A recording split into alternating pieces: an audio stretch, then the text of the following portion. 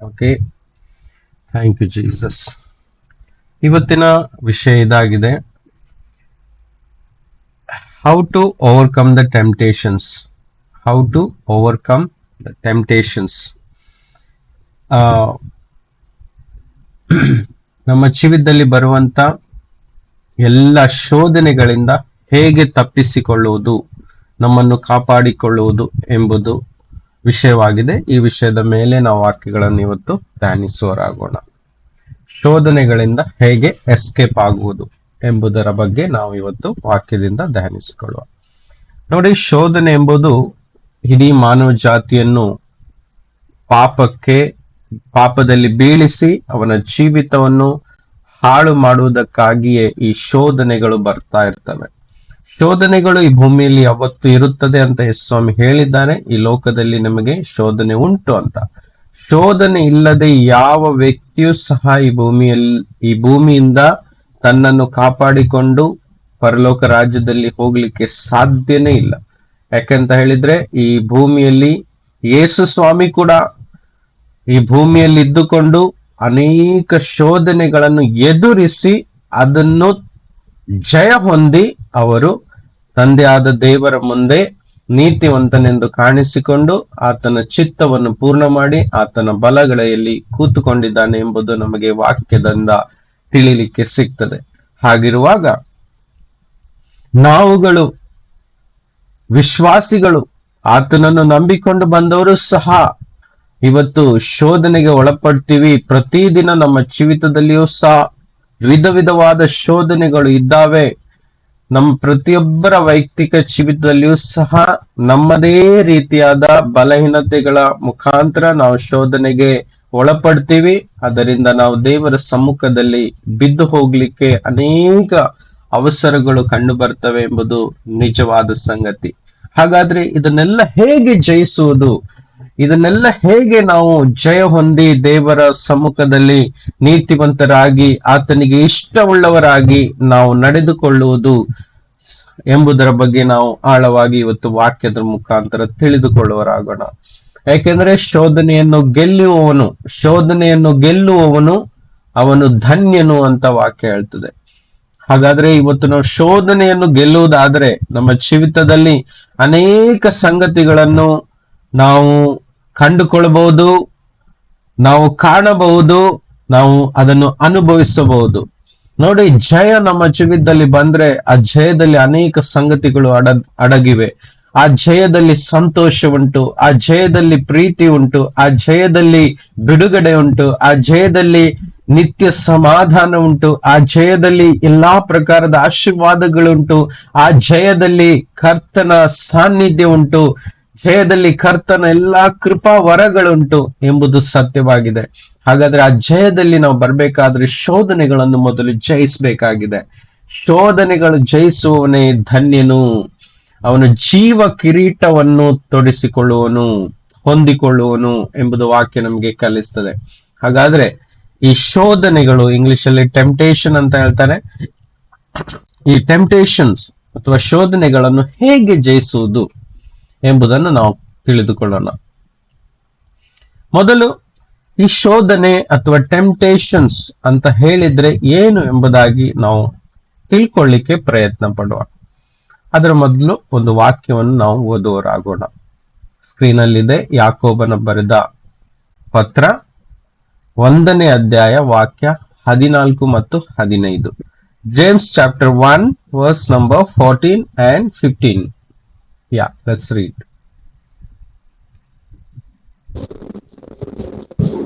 ಆದರೆ ಪ್ರತಿಯೊಬ್ಬನು ತನ್ನಲ್ಲಿರುವ ಆಶಾಪಾಶದಿಂದ ಎಳೆಯಲ್ಪಟ್ಟು ಮರಳುಗೊಂಡವನಾಗಿ ಪ್ರೇರೇಪಿಸಲ್ಪಡುತ್ತಾನೆ.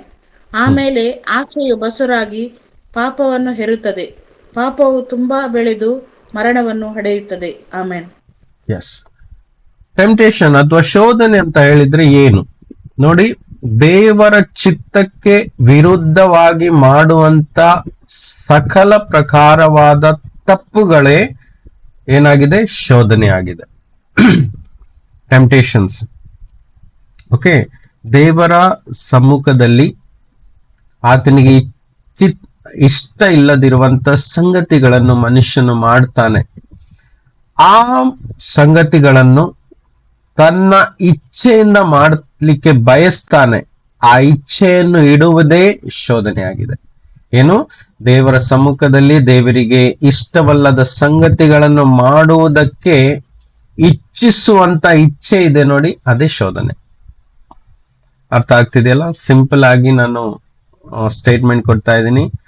ದೇವರಿಗೆ ಯಾವ ಸಂಗತಿ ಇಷ್ಟವಿಲ್ಲವೋ ಅಥವಾ ದೇವರ ಸಮ್ಮುಖದಲ್ಲಿ ಯಾವುದು ತಪ್ಪಾಗಿದೆಯೋ ಅಂತ ವಿಷಯಗಳನ್ನು ಮನುಷ್ಯನು ಅದನ್ನು ಮಾಡಲಿಕ್ಕೆ ಇಚ್ಛೆ ಅಥವಾ ಪ್ರೇರಣೆಯನ್ನು ಹೊಂದಿಕೊಳ್ತಾನೋ, ಆ ಪ್ರೇರಣೆಯಿಂದ ಮಾಡ್ತಾ ಇರ್ತಾನೋ, ಆ ಪ್ರೇರಣೆಯೇ ಶೋಧನೆಯಾಗಿದೆ. Praise the lord.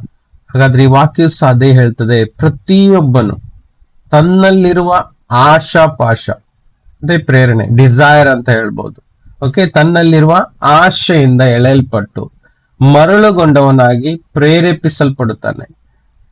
ಯಾವುದರ ವಿಷಯವಾಗಿ? ಪಾಪದ ವಿಷಯವಾಗಿ, ತಪ್ಪಾಗಿರುವ ವಿಷಯವಾಗಿ, ಎಲ್ಲ ಕೆಟ್ಟ ವಿಷಯಗಳಾಗಿ ಪ್ರೇರೇಪಿಸಲ್ಪಡ್ತಾನೆ. ಪ್ರೇರಣೆ ಹೊಂದಿಕೊಂಡು ಅವನಲ್ಲಿ ಆಸೆ ಹುಟ್ಕೊಳ್ತದೆ. ಆಸೆ ಹುಟ್ಕೊಂಡು ಆ ಆಸೆಯನ್ನು ನೆರವೇರಿಸಲಿಕ್ಕೆ ಪ್ರಯತ್ನ ಪಡ್ತಾನೆ. ಆ ಪ್ರಯತ್ನದಿಂದ ಪಾಪವು ಬರ್ತದೆ. ಆ ಪಾಪವು ಬೆಳೆದು ಮರಣವನ್ನು ತೆಗೆದುಕೊಂಡು ಬರ್ತದೆ ಆ ವ್ಯಕ್ತಿಯ ಜೀವಿತದಲ್ಲಿ. ನೋಡಿ, ಇವತ್ತು ನಾವು ವಿಶ್ವಾಸಿಗಳು ಸಹ ಮೋಸ ಹೋಗ್ಬಾರದು. ಯಾಕಂತ ಹೇಳಿದ್ರೆ ನಾವು ಸಹ ನಮ್ಮನ್ನು ಸಹ ಮರಳುಗೊಳಿಸಲಿಕ್ಕೆ ಶೋಧನೆಯನ್ನು ಕೊಂಡು ಬರುವಂತ ಎಲ್ಲ ಪೈಶಾಚಿಕ ಶಕ್ತಿಗಳು ನಮ್ಮನ್ನು ಸುತ್ತುವರೆದುಕೊಂಡು ನಮ್ಮ ವಿರುದ್ಧವಾಗಿ ಪ್ರತಿ ಸಮಯ ಹೋರಾಡ್ತಾ ಇರ್ತವೆ ಎಂಬುದು ಸತ್ಯವಾಗಿದೆ. ನಮ್ಮ ವಿಷಯವಾಗಿ, ಪ್ರತ್ಯೇಕವಾಗಿ ದೇವರ ಮಕ್ಕಳ ವಿಷಯವಾಗಿ ಅನೇಕ ಪೈಶಾಚಿಕ ಶಕ್ತಿಗಳು, ದುರಾತ್ಮ ಸೇನೆಗಳು ನಮ್ಮನ್ನು ಮರಳುಗೊಳಿಸುವುದಕ್ಕಾಗಿ ಅಥವಾ ತಪ್ಪಾದ ಸಂಗತಿಗಳಿಗೆ ಪ್ರೇರೇಪಿಸುತ್ತಾ ನಮ್ಮನ್ನು ಮರಳುಗೊಳಿಸ್ತಾ ಇರ್ತದೆ. ಒಂದು ಪ್ರೇರಣೆಯನ್ನು ಹಾಕ್ತಾ ಇರ್ತದೆ. ಪ್ರತಿ ಸಮಯದಲ್ಲೂ ನಮ್ಮ ಮನಸ್ಸಿನ ಮೇಲೆ ಅಟ್ಯಾಕ್ ಮಾಡ್ತಾ ಇರ್ತದೆ. ಹೇಗೆ? ಒಂದು ನಮ್ಮ ಶರೀರದ ಇಚ್ಛೆಗಳನ್ನು ನಮ್ಮ ಮನಸ್ಸಿಗೆ ಹಾಕ್ತಾ ಇರ್ತದೆ. ಅಂದ್ರೆ ದೇವರಿಗೆ ಇಷ್ಟ ಇಲ್ಲ ಸಂಗತಿ ಸೈತಾನನಿಗೆ ಇಷ್ಟವಾದದ್ದು ಅಲ್ವಾ? ದೇವರಿಗೆ ಯಾವ ವಿಷಯ ಇಷ್ಟ ಇಲ್ಲವೋ ಅದು ಸೈತಾನನು ಮತ್ತು ಆತನ ಎಲ್ಲ ದುರಾತ್ಮ ಸೇನೆಗಳಿಗೆ ಇಷ್ಟವಾದದ್ದು. ಅವರೇನು ಮಾಡ್ತಾರೆ? ಈ ಮನುಷ್ಯನನ್ನು ತಮ್ಮ ಹತೋಟಿಯಲ್ಲಿ ತೆಗೆದುಕೊಳ್ಳಲಿಕ್ಕೋಸ್ಕರ ಮನುಷ್ಯನಿಗೆ ಆ ದುಷ್ಟ ಇಚ್ಛೆಗಳನ್ನು, ದುಷ್ಟ ವಿಷಯಗಳನ್ನು ಮನುಷ್ಯನ ಮುಂದೆ ತೆಗೆದುಕೊಂಡು ಬರ್ತದೆ. ಅವರನ್ನು ಏನ್ ಮಾಡ್ತದೆ? ಶೋಧಿಸ್ತದೆ. ಅಂದ್ರೆ ಆ ವಿಷಯಗಳನ್ನು ಅವರ ಕಣ್ಣೆದುರಲ್ಲಿ ಅಥವಾ ಕಿವಿಯಲ್ಲಿ ಕೇಳುವ ಹಾಗೆ ಅಥವಾ ಅವರ ಮುಂದೆ ಅನುಭವಿಸುವ ಹಾಗೆ ಅಥವಾ ಅಂತ ಒಂದು ಅವಸರಗಳನ್ನು ತಂದು ಕೊಡುತ್ತವೆ. ಆ ಅವಸರಗಳಿಗೆ ಒಂದು ವ್ಯಕ್ತಿ ಇಷ್ಟಪಟ್ಟು ಆ ಅವಸರವನ್ನು ಅವನು ಉಪಯೋಗಿಸಿಕೊಳ್ಳುವುದಾದ್ರೆ ಅಲ್ಲಿ ಶೋಧನೆಗೆ ಒಳಪಡ್ತಾನೆ. ಆಮೇಲೆ ಪಾಪವು ಅಲ್ಲಿ ಉಂಟಾಗ್ತದೆ. ನೋಡಿ, ಪಾಪ ಸುಮ್ಮನೆ ಆಗುವುದಿಲ್ಲ. ಸಾಧಾರಣವಾಗಿ ಯಾವ ವ್ಯಕ್ತಿಯು ಸಹ ಪಾಪ ಹೆಚ್ಚಿನವರು ಬೇಕಂತಾನೆ ಮಾಡಬೇಕು, ಇದು ತಪ್ಪು ಅಂತ ತಿಳಿದಿದ್ರು ಕೂಡ ಅವರು ಅದನ್ನು ಮಾಡಬಾರದು ಅಂತ ತಿಳಿದಿದ್ರು ಕೂಡ ಅವರು ಅದನ್ನು ಮಾಡ್ತಾ ಇರ್ತಾರೆ. ಕೆಲವು ವ್ಯಕ್ತಿಗಳ ಹತ್ರ ಹೋಗಿ ಕೇಳಿ, ಯಾಕೆ ನೀವು ಈ ಪಾಪದಲ್ಲಿ ಬಿದ್ದೀರಾ ಅಂತ ಕೇಳಿದ್ರೆ ಅವ್ರು ಹೇಳ್ತಾರೆ, ನನ್ನಿಂದ ಆಗ್ತಾ ಇಲ್ಲ ಹೊರಗಡೆ ಬರ್ಲಿಕ್ಕೆ, ನನಗೆ ಕಷ್ಟ ಆಗ್ತಾ ಇದೆ, ನನ್ನಲ್ಲಿ ಶಕ್ತಿ ಇಲ್ಲ, ನಾನು ಮಾಡಬಾರ್ದು ಅಂತ ಇರ್ತೀನಿ, ಆದ್ರೂ ಸಹ ನನ್ನಿಂದ ಆಗಿ ಹೋಗ್ತದೆ ಅಂತ. ಯಾಕೆಂತ ಹೇಳಿದ್ರೆ ಆ ವ್ಯಕ್ತಿಯ ಸುತ್ತಮುತ್ತ ದುಷ್ಟ ಶಕ್ತಿಗಳು ಆತನನ್ನು ಆ ಪಾಪಕ್ಕೆ ಪ್ರೇರೇಪಿಸ್ತಾ, ಮರಳುಗೊಳಿಸ್ತಾ, ಆಸೆಯನ್ನು ಹುಟ್ಟಿಸ್ತಾ ಅದಕ್ಕೆ ಏನ್ ಮಾಡ್ತದೆ? ಪೂರ್ಣ ಬಲದೊಂದಿಗೆ ಆ ವ್ಯಕ್ತಿಯನ್ನು ಕವರ್ ಮಾಡಿರ್ತದೆ. ಆ ವ್ಯಕ್ತಿಯನ್ನು ಸರಪಳಿಯೊಂದಿಗೆ ಬಂಧಿಸಿಡ್ತವೆ. ಹಾಗಾಗಿ ಆ ವ್ಯಕ್ತಿಗೆ ಶಕ್ತಿ ಇಲ್ಲ ಅದರಿಂದ ಹೊರಗೆ ಬರ್ಲಿಕ್ಕೆ. ಅದಕ್ಕಾಗಿ ಯೇಸು ಪಾಪವನ್ನು ಜಯಿಸ್ಲಿಕ್ಕೋಸ್ಕರನೇ ಶಿಲುಬೆ ಮೇಲೆ ಬಲಿಯನ್ನು ಹೊಂದಿದನು, ಶಿಲುಬೆ ಮೇಲೆ ಪ್ರಾಣವನ್ನು ಕೊಟ್ಟದ್ದು. ಆತನನ್ನು ನಂಬಿ ಪಾಪ ಕ್ಷಮೆಯನ್ನು ಯಾಚಿಸಿಕೊಳ್ಳುವಾಗ ಒಂದು ವ್ಯಕ್ತಿಗೆ ಬಿಡುಗಡೆ ಸಿಗ್ತದೆ. ಎಲ್ಲ ದುರಾತ್ಮನು ಬಂಧಿಸಿದಂತ ಬಂಧನಗಳಿಂದ ಹೊರಗೆ ಬರಲಿಕ್ಕೆ ಸಾಧ್ಯವಾಗ್ತದೆ ಎಂಬುದು ಈ ಲೋಕದಲ್ಲಿ ದೊಡ್ಡ ಸತ್ಯವಾಗಿದೆ. ಈ ಸತ್ಯವನ್ನು ಈ ಲೋಕವು ತಿಳಿದುಕೊಳ್ಳದೆ ಹಾಗೆ ಈ ಸತ್ಯ ಸುವಾರ್ತೆಯನ್ನು ದುರಾತ್ಮ ಸೇನೆಗಳು ಯಾವಾಗಲೂ ಮುಚ್ತಾ ಇರ್ತವೆ, ಅದನ್ನು ಕವರ್ ಮಾಡ್ತಾ ಇರ್ತದೆ. ಯಾರಿಗೂ ಕಾಣಿಸದ ಹಾಗೆ, ವಾಕ್ಯ ತಿಳಿಯದ ಹಾಗೆ, ವಾಕ್ಯ ಓದದ ಹಾಗೆ, ಯಾರು ಸಹ ವಾಕ್ಯವನ್ನು ಪ್ರಚಾರ ಮಾಡದ ಹಾಗೆ ಏನ್ ಮಾಡ್ತಾ ಇರ್ತವೆ? ಈ ಲೋಕವು ಅದನ್ನು ಮುಚ್ಚುತ್ತಾ ದುರಾತ್ಮ ಸೇನೆಗಳು ಅದನ್ನು ಮುಚ್ಚುತ್ತಾ ಇರ್ತದೆ. ಯಾರ ಮುಖಾಂತರ? ಈ ಲೋಕದ ಮುಖಾಂತರ ಮನುಷ್ಯನನ್ನೇ ಉಪಯೋಗಿಸ್ತವೆ. ಹೌದಾ? ಹಾಗಾದ್ರೆ ಇವತ್ತು ಶೋಧನೆಗಳಿಂದ ನಾವು ಕಾಪಾಡಿಕೊಳ್ಳುವುದು ತುಂಬಾ ತುಂಬಾ ತುಂಬಾ ಅವಶ್ಯಕತವಾಗಿದೆ. ಬೇರೆಯವರನ್ನು ಬಿಡಿ, ನಂಬಿಕೆ ಇಲ್ಲದವರಂತೂ ಅವರಲ್ಲಿ ಬಲ ಇಲ್ಲ, ಅವರು ಬಿದ್ದು ಹೋಗ್ತಾನೆ ಇರ್ತಾರೆ. ಆದರೆ ನಂಬಿಕೆ ಇದ್ದಂತ ನೀತಿವಂತರಾದ ದೇವರ ಮಕ್ಕಳಾದ ನಾವುಗಳು ಸಹ ಅನೇಕ ಶೋಧನೆಗೆ ಒಳಪಡ್ತಾ ಇರ್ತೀವಿ. ಯಾಕೆಂದ್ರೆ ಒಂದು ಕಡೆ ಸ್ವಾಮಿ ಹೇಳ್ತಾರೆ,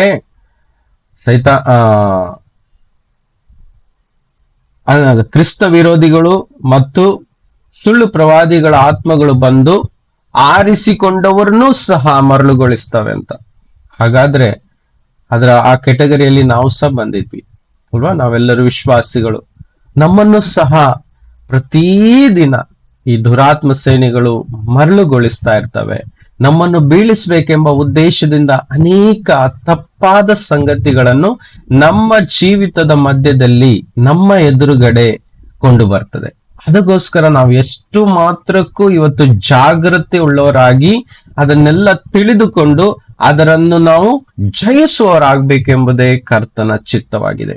ಒಂದು ವೇಳೆ ಈ ಬರುವಂತ ಶೋಧನೆಗಳನ್ನು ನಾವು ಜಯಿಸ್ತಾ ಇರುವುದಾದರೆ ನಮ್ಮ ಜೀವನದಲ್ಲಿ ಅನೇಕ ವಿಷಯಗಳಲ್ಲಿ ನಾವು ಸಕ್ಸಸ್ ಅನ್ನು, ಸಮೃದ್ಧಿಯನ್ನು ಕಂಡುಕೊಳ್ಬಹುದು. Price the lord. ಮೊದಲನೇದಾಗಿ ಆತನು ನಮ್ಮ ಆತ್ಮಿಕ ಜೀವಿತವನ್ನು ಪೂರ್ಣವಾಗಿ ನಮ್ಮಿಂದ ತೆಗೆದು ಹಾಕೊಳ್ಳಿಕ್ಕೆಗೋಸ್ಕರ ಬೇಕಾದಂತ ಎಲ್ಲ ಶೋಧನೆಗಳನ್ನು ಕೊಂಡು ಬರ್ತವೆ. ಅಂದ್ರೆ ಯೇಸು ಕ್ರಿಸ್ತನನ್ನು ನಾವು ಸರಿಯಾಗಿ ನಂಬಬಾರದು, ಯೇಸು ಕ್ರಿಸ್ತನನ್ನು ನಾವು ಬಿಟ್ಟು ಬಿಡಬೇಕು, ನಾವು ಪಾಪದಲ್ಲಿ ಬೀಳ್ಬೇಕು. ನೋಡಿ, ಒಂದು ಪಾಪ ಮಾಡಿದ ಕೂಡಲೇ ನಾವು ಯೇಸುವಿನಿಂದ ಹಗುರವಾಗಿ ದೂರ ಆಗ್ತಾ ಇರ್ತೀವಿ. ಮತ್ತೆ ಪ್ರಾರ್ಥನೆ ಮಾಡ್ಲಿಕ್ಕೆ ಇಷ್ಟ ಆಗುವುದಿಲ್ಲ, ವಾಕ್ಯ ಓದ್ಲಿಕ್ಕೆ ಇಷ್ಟ ಇರೋದಿಲ್ಲ, ಕರ್ತನನ್ನು ಆರಾಧಿಸ್ಬೇಕು ಅಂತ ಅನಿಸುವುದಿಲ್ಲ. ಅಂತ ಒಂದು ಸಂದರ್ಭಗಳು ನಮ್ಮ ಆಲೋಚನೆಯಲ್ಲಿ ಬರುವುದಾದ್ರೆ ಅಲ್ಲಿ ನಾವು ದೂರ ಆಗ್ತಾ ಇದ್ದೇವೆ ಅಂತ ಅರ್ಥ. ಕರ್ತನ್ ಯಾವಾಗ್ಲೂ ನಮ್ಮನ್ನು ಜೊತೆಲೇ ಇರಬೇಕು, ಆತನ ಜೊತೆಲೇ ನಾವು ನಡಿಬೇಕು, ಆತನ ಜೊತೆಲೇ ಬದುಕಬೇಕೆಂಬುದು ಆತನ ಆಸೆ ಆಗಿದೆ. ಯಾಕಂದ್ರೆ ನಾವು ಆತನ ಮಕ್ಕಳಾಗಿದ್ದೇವೆ. ನಾವು ನಾಶ ಆಗ್ಬಾರ್ದು, ಲೋಕದಲ್ಲಿ ಬಿದ್ದು ಹೋಗಬಾರ್ದು, ನಾವು ನಿತ್ಯ ಜೀವವನ್ನು ಪಡೆದುಕೊಳ್ಬೇಕು. ಅದೇ ತರ ಈ ಭೂಮಿಯಲ್ಲೂ ಸಹ ಒಂದು ಸಮಾಧಾನದ ಬದುಕನ್ನು ನಾವು ಬದುಕಬೇಕು, ಜಯ ಹೊಂದಬೇಕು, ಅನೇಕ ಸಂಗತಿಗಳನ್ನು ನಾವು ಅಚೀವ್ ಮಾಡಬೇಕು ನಮ್ಮ ಜೀವಿತದಲ್ಲಿ ಎಂಬುದು ನಮ್ಮ ಕರ್ತನ ಚಿತ್ತವಾಗಿದೆ. ಹಾಗಿರುವಾಗ ಈ ಶೋಧನೆ ಎಂಬುದು ನಮ್ಮನ್ನು ಕರ್ತನಿಂದ ದೂರ ಮಾಡುವಂತ ಒಂದು ಸಂಗತಿಯಾಗಿದೆ. ಹಾಗಾದ್ರೆ ಇದನ್ನು ಜಯಿಸಬೇಕೆಂಬುದು ಆತನ ಚಿತ್ತವಾಗಿದೆ. Price the Lord. ಕೇಳಿಸ್ತಾ ಇದೆಯಾ? Thank you Jesus. ಕೇಳಿಸ್ತದೆ ಬ್ರದರ್. ನೋಡಿ, ಶೋಧನೆ ಯಾವ ವಿಷಯಗಳ ಮುಖಾಂತರ ಬರ್ತವೆ ಅಂತ ಹೇಳಿದ್ರೆ, ಎಲ್ಲ ರೀತಿಯ ಪಾಪಕ್ಕೆ ಸಂಬಂಧವಾದ ವಿಷಯಗಳು ನಮ್ಮ ಜೀವಿತದಲ್ಲಿ ಬರ್ತಾ ಇದೆ ಅಂತ ಹೇಳಿದ್ರೆ ಆ ಸಂದರ್ಭದಲ್ಲಿ ನಾವು ಎಚ್ಚರವಾಗಿರ್ಬೇಕು. ನೋಡಿ, ಲೋಕದಲ್ಲಿ ನೂರಾರು ಪ್ರಕಾರದ ಪಾಪದ ಸಂಗತಿಗಳುಂಟು. ನಮ್ಮ ವೈಯಕ್ತಿಕ ಜೀವಿತದಿಂದ ಹಿಡಿದು ಕುಟುಂಬ ಜೀವಿತ, ಹೌದಾ, ಮತ್ತು ಈ ಸಮಾಜದಲ್ಲಿ ನಾವು ಬದುಕ್ತಾ ಇರುವಂತ ಸಂದರ್ಭದಲ್ಲಿ ನಾನಾ ವಿಧವಾದ ಪಾಪದ ಸಂಗತಿಗಳ ಮುಖಾಂತರವೇ ಶೋಧನೆಗಳು ಬರ್ತವೆ. ಮೊದಲನೇದಾಗಿ ನಮ್ಮ ವೈಯಕ್ತಿಕವಾಗಿ ನಾವು ನೋಡುವಂತ ಸಂಗತಿಗಳ ಮುಖಾಂತರ, ಕೇಳುವಂತ ವಿಷಯಗಳ ಮುಖಾಂತರ, ನಡೆಯುವಂತ ನಮ್ಮ ಭಾವನೆಗಳು, ನಮ್ಮ ವರ್ತನೆಗಳ, ನಮ್ಮ ಕ್ರಿಯೆಗಳ ಮುಖಾಂತರ ನಮಗೆ ಶೋಧನೆಗಳು ಬರ್ಬೋದು. ಅಥವಾ ಬೇರೆ ವ್ಯಕ್ತಿಗಳಿಂದ ನಮಗೆ ಶೋಧನೆಗಳು ಬರ್ಬೋದು. ಕುಟುಂಬದ ಸದಸ್ಯರ ಮೂಲಕ ನಮಗೆ ಶೋಧನೆಗಳು ಬರಬಹುದು. ಕೆಲಸ ಮಾಡುವಂತ ಸ್ಥಳದಲ್ಲಿಯೂ ಸಹ ಶೋಧನೆಗಳು ಬರಬಹುದು. ಎಲ್ಲಿ ಎಲ್ಲ ತಪ್ಪು ಮಾಡ್ಲಿಕ್ಕೆ ಅವಸರಗಳು ಬರ್ತಾವೆ ಅದೆಲ್ಲವೂ ಶೋಧನೆಗಳಾಗಿವೆ. ಹಾಗಾದ್ರೆ ಅಲ್ಲಿ ಎಷ್ಟು ಜಾಗೃತಿಯಾಗಿ ನಾವು ಅದನ್ನು ಜಯಿಸ್ತೀವಿ, ಆವಾಗ ನಮಗೆ ಜಯ ಸಿಗ್ತದೆ. ಅಲ್ಲಿ ಒಂದು ಬಿಡುಗಡೆ ಉಂಟು, ಅಲ್ಲಿ ಒಂದು ಸಮಾಧಾನದ ಜೀವಿತ ಉಂಟು. ಆದರೆ ಅದನ್ನು ಬರುವಾಗ ಜಯಿಸುವುದೇ ಮುಖ್ಯವಾದಂತ ಸಂಗತಿಯಾಗಿದೆ. ಆಮೇಲೆ ನಮಗೆ ಗೊತ್ತುಂಟು, ವಾಕ್ಯದಲ್ಲಿ ಸಹ ನೋಡುವ, ಪಾಪದ ವಿಷಯವಾಗಿ ನೋಡಿದರೆ ಬೇಕಾದಷ್ಟು ಲಿಸ್ಟ್ಗಳು ಬೈಬಲ್ ಅಲ್ಲಿ ಬೇರೆ ಬೇರೆ ವಾಕ್ಯದಲ್ಲಿ ನಾವು ನೋಡಬಹುದು. ಅದೇ ರೀತಿ ನಮಗೂ ಸಹ ಕಾಮನ್ ಆಗಿ ತಿಳಿದಿದೆ. ಆದ್ರೂ ಸಹ ಈ ವಾಕ್ಯದ ಒಂದು ಭಾಗವನ್ನ ಓದುವ. ರೋಮನ್ಸ್ ಚಾಪ್ಟರ್ 1, ರೋಮದವರಿಗೆ ಬರೆದ ಪತ್ರ, ಅಧ್ಯಾಯ 1, 29ನೇ ವಾಕ್ಯ, 29, 30, 31, 3 ವಾಕ್ಯವನ್ನು ಓದು. 29, 30, 31. ರೋಮನ್ಸ್ ಚಾಪ್ಟರ್ 1, ಅಧ್ಯಾಯ 1, ವಾಕ್ಯ 29. ಹೇಗೆಂದರೆ ಸಕಲ ವಿಧವಾದ ಅನ್ಯಾಯ, ದುರ್ಮಾರ್ಗತನ, ಲೋಲೋಕ್ತಿ, ದುಷ್ಕೃತ್ಯಗಳಿಂದಲೂ, ಹೊಟ್ಟೆ ಕಿಚ್ಚು, ಕೊಲೆ, ಜಗಳ, ಮೋಸ, ಹಗೆತನಗಳಿಂದಲೂ ತುಂಬಿದವರಾದರು. ಅವರು ಕಿವಿ ಊದುವವರು, ಚಾಡಿ ಹೇಳುವವರು, ದೇವರನ್ನು ದ್ವೇಷಿಸುವವರು, ಸೊಕ್ಕಿನವರು, ಅಹಂಕಾರಿಗಳು, ಬಡಾಯಿ ಕೊಚ್ಚಿಕೊಳ್ಳುವವರು, ಕೇಡನ್ನು ಕಲ್ಪಿಸುವವರು, ತಂದೆ ತಾಯಿಗಳ ಮಾತನ್ನು ಕೇಳದವರು, ವಿವೇಕವಿಲ್ಲದವರು, ಮಾತಿಗೆ ತಪ್ಪುವವರು, ಮಮತೆ ಇಲ್ಲದವರು, ಕರುಣೆ ಇಲ್ಲದವರು ಆದರು. ಕಂಪ್ಲೀಟ್ ಮಾಡಿ. ಇಂಥವುಗಳನ್ನು ನಡೆಸುವವರು ಮರಣಕ್ಕೆ ಪಾತ್ರರಾಗಿದ್ದಾರೆಂಬ ದೇವ ವಿಧಿಯು ಅವರಿಗೆ ತಿಳಿದಿದ್ದರು. ಅವರು ತಾವೇ ಅವುಗಳನ್ನು ಮಾಡುವುದಲ್ಲದೆ ಮಾಡುವವರನ್ನು ಅನುಮೋದಿಸುತ್ತಾರೆ. ಆಮೇಲೆ ಸಾಕೆ. ನೋಡಿ, ವಾಕ್ಯದಲ್ಲಿ ಕೆಲವೊಂದು ಲಿಸ್ಟ್ ಮಾತ್ರ ಇದೆ. ಇನ್ನು ಕೆಲವು ಬೇಕಾದ ವಾಕ್ಯಗಳು ಇದ್ದಾವೆ. ಜಸ್ಟ್ ನಾವು ಅದನ್ನು ಓದಿ ತಿಳಿದುಕೊಳ್ಳುವ. ಕಿವಿ ಊದುವವರು ಅಥವಾ ಚಾಡಿಗಳನ್ನು ಹೇಳುವವರು. ನೋಡಿ, ಚಾಡಿ ಹೇಳುವುದು ಅಥವಾ ಕಿವಿ ಮಾತುಗಳನ್ನು ಆ ಕಡೆ ಈ ಕಡೆಯಿಂದ ಪಾಸ್ ಮಾಡುವಂಥದ್ದು ಒಂದು ತರದ ಪಾಪ ಅಂತ ಇಲ್ಲಿ ತೋರಿಸ್ಬಿಡ್ತದೆ, ನೋಡ್ಲಿಕ್ಕೆ ಸಿಗ್ತದೆ. ನಮ್ಮ ಜೀವನದಲ್ಲಿ, ನಮ್ಮ ಕುಟುಂಬದಲ್ಲಿ ಆಗಿರ್ಬಹುದು, ನಮ್ಮ ಸ್ನೇಹಿತರ ಜೊತೆ ಆಗಿರ್ಬಹುದು, ನಮ್ಮ ನೆರೆಹೊರೆಯವರ ಜೊತೆ ಆಗಿರ್ಬಹುದು, ಅದೇ ರೀತಿ ಸಭೆಯ ವಿಶ್ವಾಸಿಗಳ ಜೊತೆ ಆಗಿರ್ಬಹುದು, ಪ್ರತಿಯೊಂದು ಸಂದರ್ಭದಲ್ಲಿ ಬೇರೆ ವ್ಯಕ್ತಿಯ ವಿಷಯದಲ್ಲಿ ಕಿವಿಯಲ್ಲಿ ಮಾತುಗಳನ್ನು ಅಥವಾ ಆ ವ್ಯಕ್ತಿ ವಿಷಯವಾಗಿ ಚಾಡಿಗಳನ್ನು ಹೇಳುವುದು ಒಂದು ತರದ ಶೋಧನೆ ಆಗಿದೆ. ಅದು ಒಂದು ತರದ ಶೋಧನೆ. ನಾವು ಇಷ್ಟಪಡುವುದಿಲ್ಲ. ಯಾವುದೇ ವ್ಯಕ್ತಿ ತಪ್ಪು ಮಾಡಿದ್ದಾರೆ, ಅವನ ಬಗ್ಗೆ ಮೂರನೇ ವ್ಯಕ್ತಿಗೆ ಹೇಳಬೇಕು ಅಂತ ನಾವು ಇಷ್ಟಪಡಬಾರ್ದು, ತಪ್ಪು. ಆದ್ರೂ ಸಹ ನಮ್ಮ ಒಳಗಡೆ ಒಂದು ಡಿಸೈರ್, ಒಂದು ಆಸೆ ಬರ್ತದೆ. ಹೌದು, ಈ ವ್ಯಕ್ತಿಯ ಬಗ್ಗೆ ಇನ್ನೊಬ್ಬರಿಗೆ ಹೇಳಬೇಕು ಎಂಬ ಆಸೆ ಉಟ್ಕೊಳ್ಳುವುದು ಒಂದು ಶೋಧನೆ.